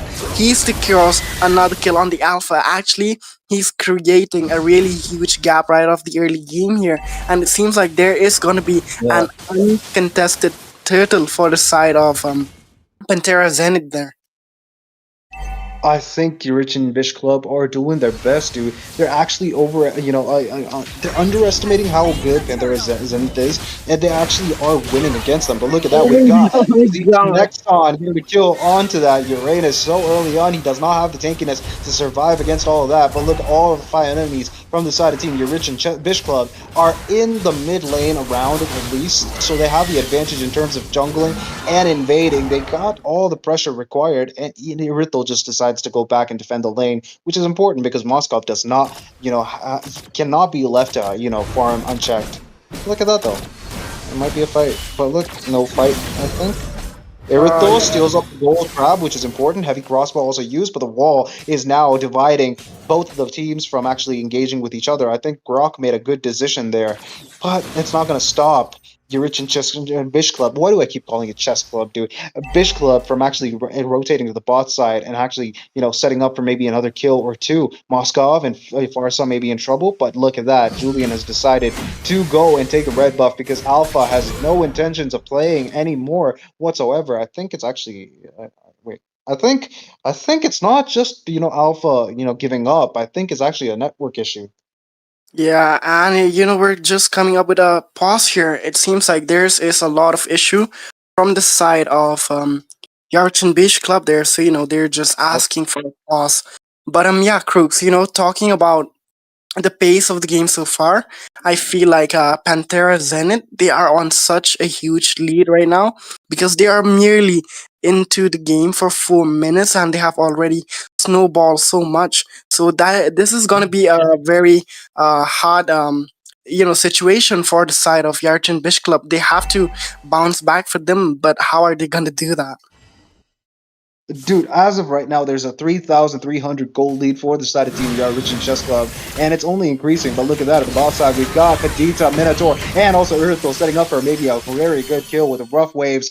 Kadita is able to actually, get it for herself, which isn't something that you really want to actually do because you want to get the Urthel farmed up, but it's okay. In the end of the day, it's a Kadita. You can't really stop her from actually engaging and getting a kill. But well, when you notice the whole, thing that's transpiring right now, your Rich and Chess Club is Bish Club is actually getting the upper hand in every single fight that's actually occurring. But look at that. We've got the fist break from the Badang, stopping Grok from engaging, but I don't think they can actually get a kill on the Grok just yet, right?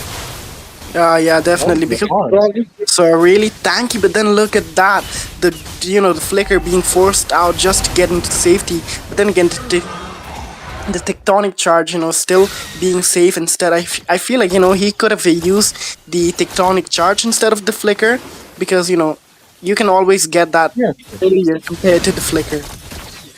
It's only a 20-second knockdown spell if you actually don't crash on a wall. But with Yeah. the fact that Geo is 4 levels behind, oh, but look at that, the Minoan Fury, but one of them is going to get taken out by whatever, Kadita. But Nexon's also going to find himself a kill on the Grok, of course, BSNL. This is kind of making me laugh in a certain way, the fact that every one of them are, based on network service providers, which is kind of funny, but also kind of, cool in a way. They are pushing down the mid lane, and Alpha cannot use the Spear of Alpha. He's been, pressured down so much. He does not have any farm. He's level 4, while, Julian Nexon is level 9, which is not looking good for him. There goes the chain, and also the Scythe to actually take down the Alpha, and Enhanced Scythes does so much damage, especially against heroes that do not have any, any farm. It's just going to melt them. Look at that, though. The Feather Airstrike is not connecting anywhere onto that Julian, but he's going to use his Enhanced Sword and make sure he actually dodges everything. I don't think Irithel can actually find a kill with that one, but they are going to get the bot lane tier 1. In the top side, we're missing out on a big fight there. Kiyomi getting the kill on Aircell. I think that's actually Airtel, but, Aircell, Airsoft, whichever they want. The bot side, they're actually going to go and find a kill onto Selena Kamar, which is going to increase their gold gap and make the deficiency even more prominent. Yeah, and also the fact that the alpha is being held on such a chokehold point where you can't really utilize your skills or do anything for the team. And here comes the fist break and the fist crack as well. Oh my God, Crooks, what is going on? Oh, there's a Feather Airstrike in the back line, but that's not going to do any damage once. It's absolutely chaotic how, your original Bish Club have the advantage so early on in the game, especially before the 8-minute mark, dude, before the first lord of the match spawns in. But look at that. They're going to find another kill on Selena Kamara and Nexon, just styling back and walking back with that Megumi skin. Aura farming, dude. Damn, this guy is on an absolute domination. This guy is, so fed that this time around he can basically fight 3 members and still kill all of them without, losing even a half bit of a HP there. And, also the fact that they are just snowballing so much that, the goal difference, it has reached to 10k, which is absolutely insane. If we take a look at the items, we can see that the Julian already almost completing the third item, which is going to be the Wind Talker. And look at that, another big break, catching another member from the side of Yarchin Bish Club. Oh, there goes the Rock Waves and also the Breath of the Ocean. The Minoan Fury also settling down, dude. It's going to go down for the side of Team Panthera Zenith. They don't have a slight chance of actually winning any team fight. The moment that Kadita decided to engage, they won it and they went home with it. But one thing that I want to mention once is the fact that there is a 0 to 19 kill ratio. It's like they're saying the first one to die is going to be gay, and I don't think anyone wants to be gay. Look at that. The chain is going to connect, and it's going to be an enhanced chain, so it's not going to stop Moscow from using that first skill to escape from there. And I don't think it's actually a good idea for you to actually jump in on a Moscow without using, the normal chain first, and then using maybe the enhanced scythe. I think that's the best way to go on a Moscow. Yep. And I mean, they can do whatever they want this time around because their lead is actually so huge that even if they get a complete wipeout, they can still manage to be on the advantageous side. But it seems like they're just not taking it easy onto the side of Yarchin Bish Club because Panthera Zenith right now they are on 19 kills with 0 deaths from any member. So they're just looking for so much blood, and they can just basically go for the end of the game. I would say they can push through the turrets and end the game without the Lord as well because right now their damage is so overwhelming. I don't feel like any member from the side of Yarchin Bish Club they can actually tank the damage that is going to be dealt from the side of Pantera. I completely agree with you. But as the first Lord of the Match spawns, I want to bring the notice to everyone that Team Eurasian Bish Club on the red side, whichever team is on the red side, of course, had the advantage throughout the whole game. They should have just ignored the last turtle, third turtle of the match, and decided to actually skip it and get the first Lord of the match. There comes the Spear of Destruction, but definitely not going to be any follow-up from the side of Team, Panthera Zenith or Blue side. They're not going to follow up because they don't have any resources to utilize in that Lord defense or Lord, what's a word for that?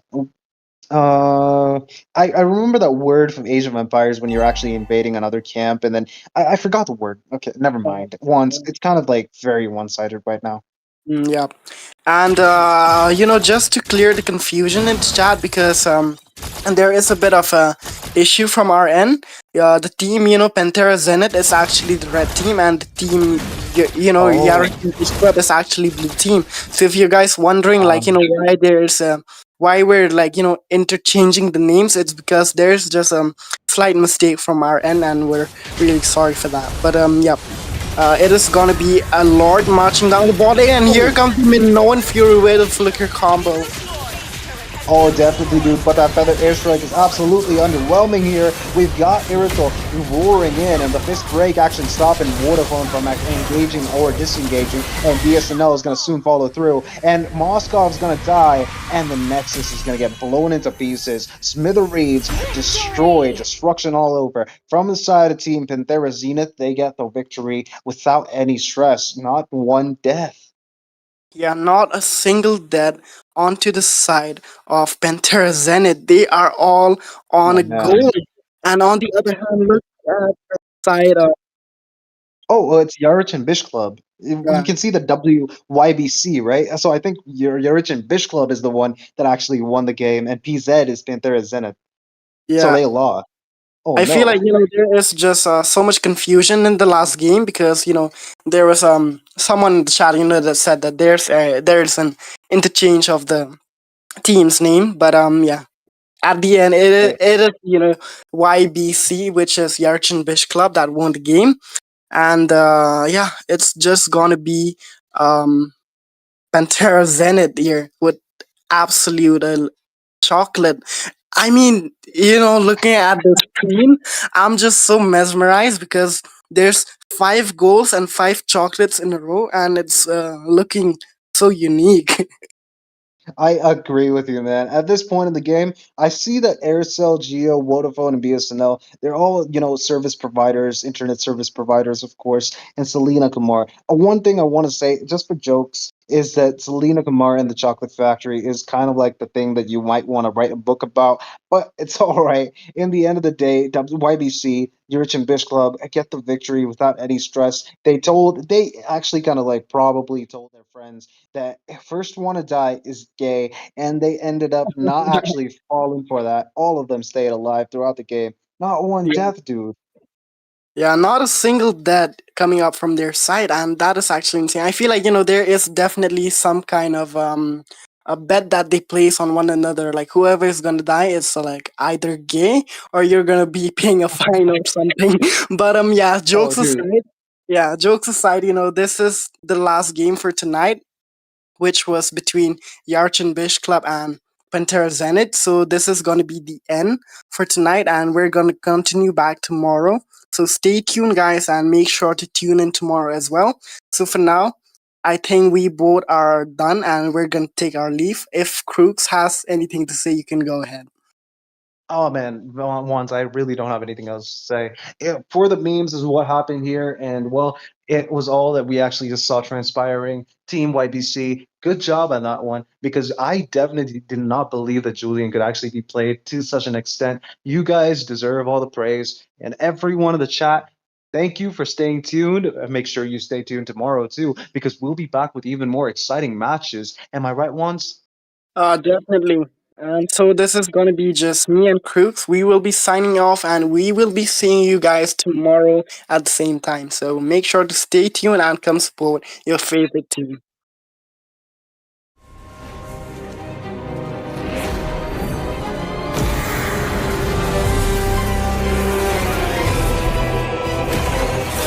Carved in blood and bone, my power is undying.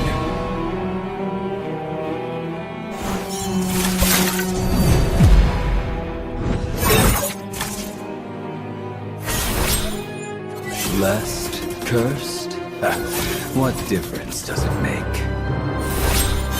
I walk a path few would dare follow. I am the harbinger of bone.